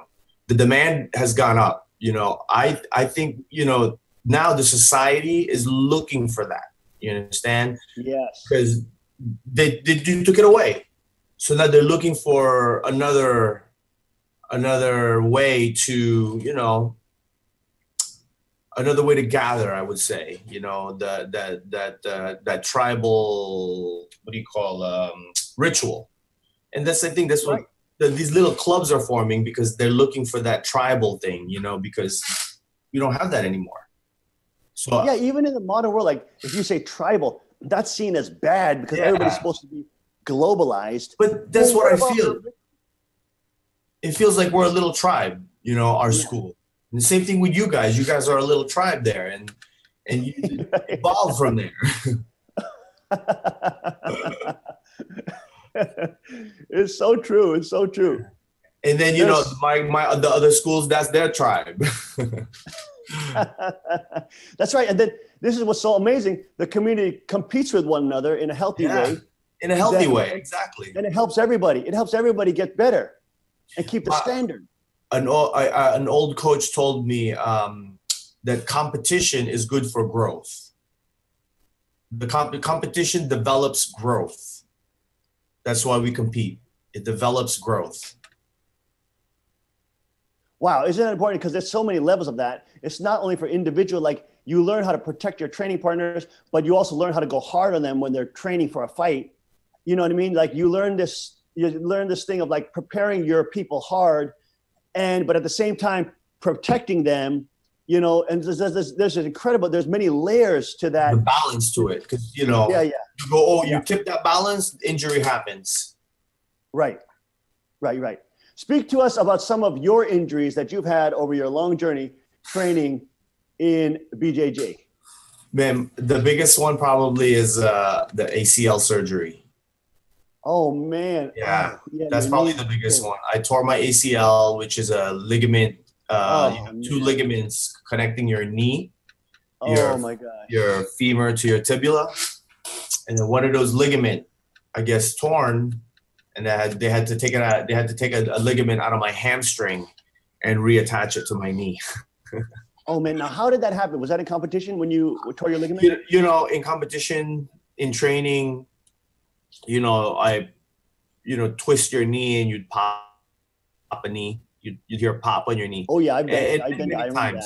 Yeah, many times that would happen. And you know, in my 20s, not okay, fine. I pop it, couple days, no problem. And then when I was hit my 30s, little by little, 40s, it doesn't heal right. So eventually we had to get that fixed.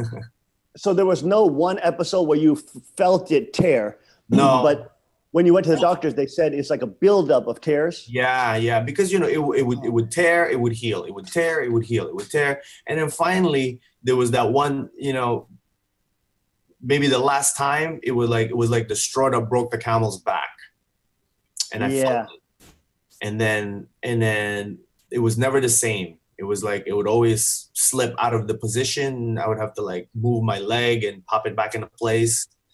Oh my goodness. Yeah, and then it would happen a lot walking on the street. I would just be walking in the street, normal walk, and then boop, my knee would pop out. So I was like, oh wait, and I would have to like move my leg, pop it back into place, continue walking. It would happen multiple times, and then finally I got it checked out. A friend of mine was, you know, one of my students is an orthopedic surgeon. He checked my knee. He's like, man, you don't have an ACL. Oh my goodness! Yeah, so we did the necessary arrangement, and he helped me out and got it fixed.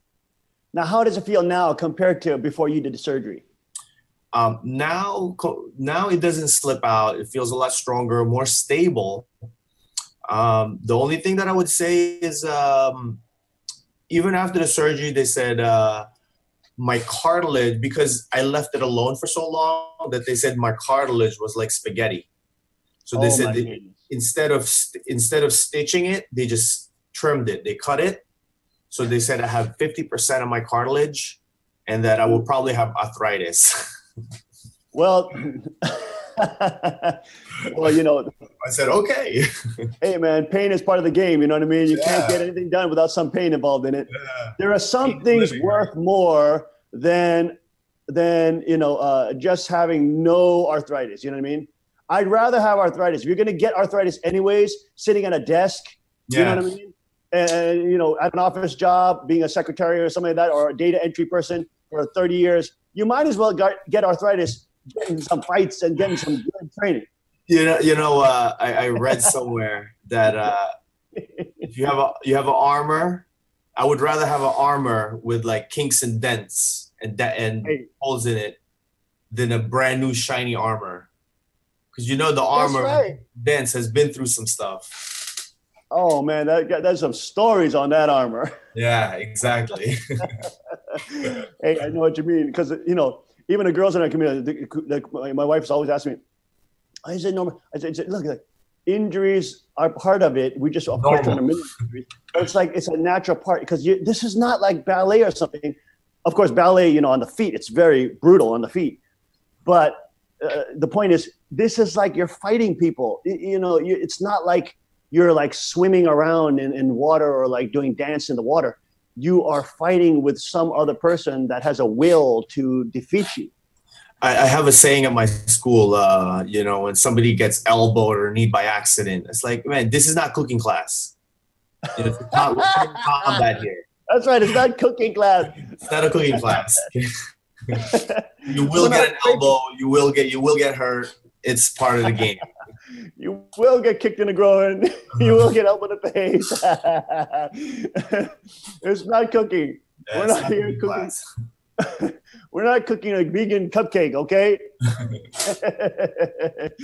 We are training. Oh my goodness, Master Jojo, always good to see you. Thank you so much for taking some time out of your busy schedule to elucidate us, give us your breakdown. Hey, what do you think about Brian Ortega lighting up the stage with some jujitsu all the time?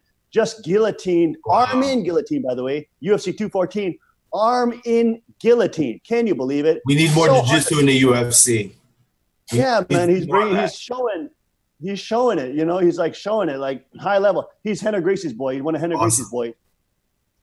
But like he's lighting it up. He's undefeated. I mean, the kid is definitely, you know, he's got striking. He'll bang with them. But then he's known as T-City, Triangle City. And the kid just shoots triangles from all angles. The kid is like, we'll have to see more of him. Be awesome. Hey, check him out.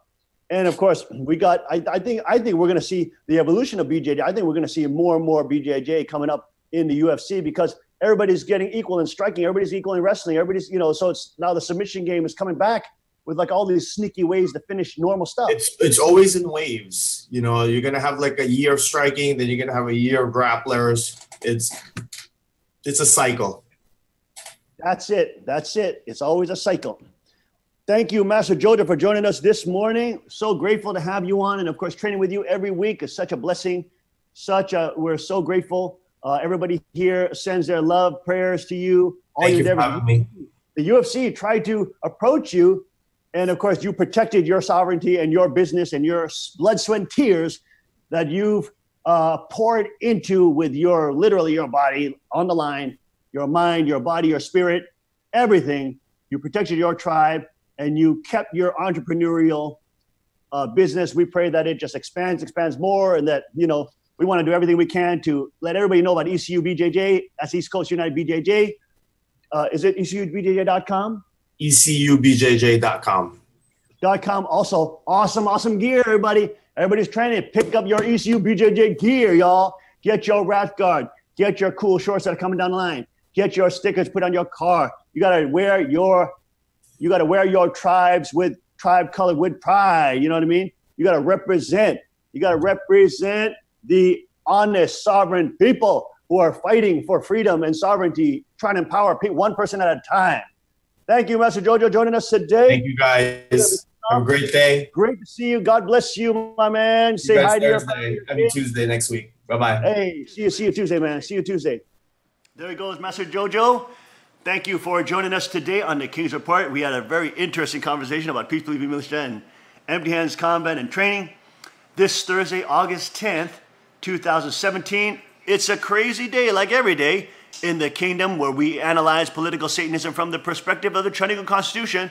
Make sure you're praying every day for the president. Make sure you're praying every day for God's kingdom to come. For he said every day, pray, our Father who art in heaven, hallowed be thy name. Thy kingdom come, thy will be done on earth as it is in heaven. Give us today our daily bread, and forgive us our debts as we forgive our debtors. Lead us not into temptation, but deliver us from evil. For thine is the kingdom, the power, and the glory forever and ever. Amen and adieu. We'll see you tomorrow, 5 a.m. sharp, on the King's Report. God bless, Godspeed, and may his kingdom come.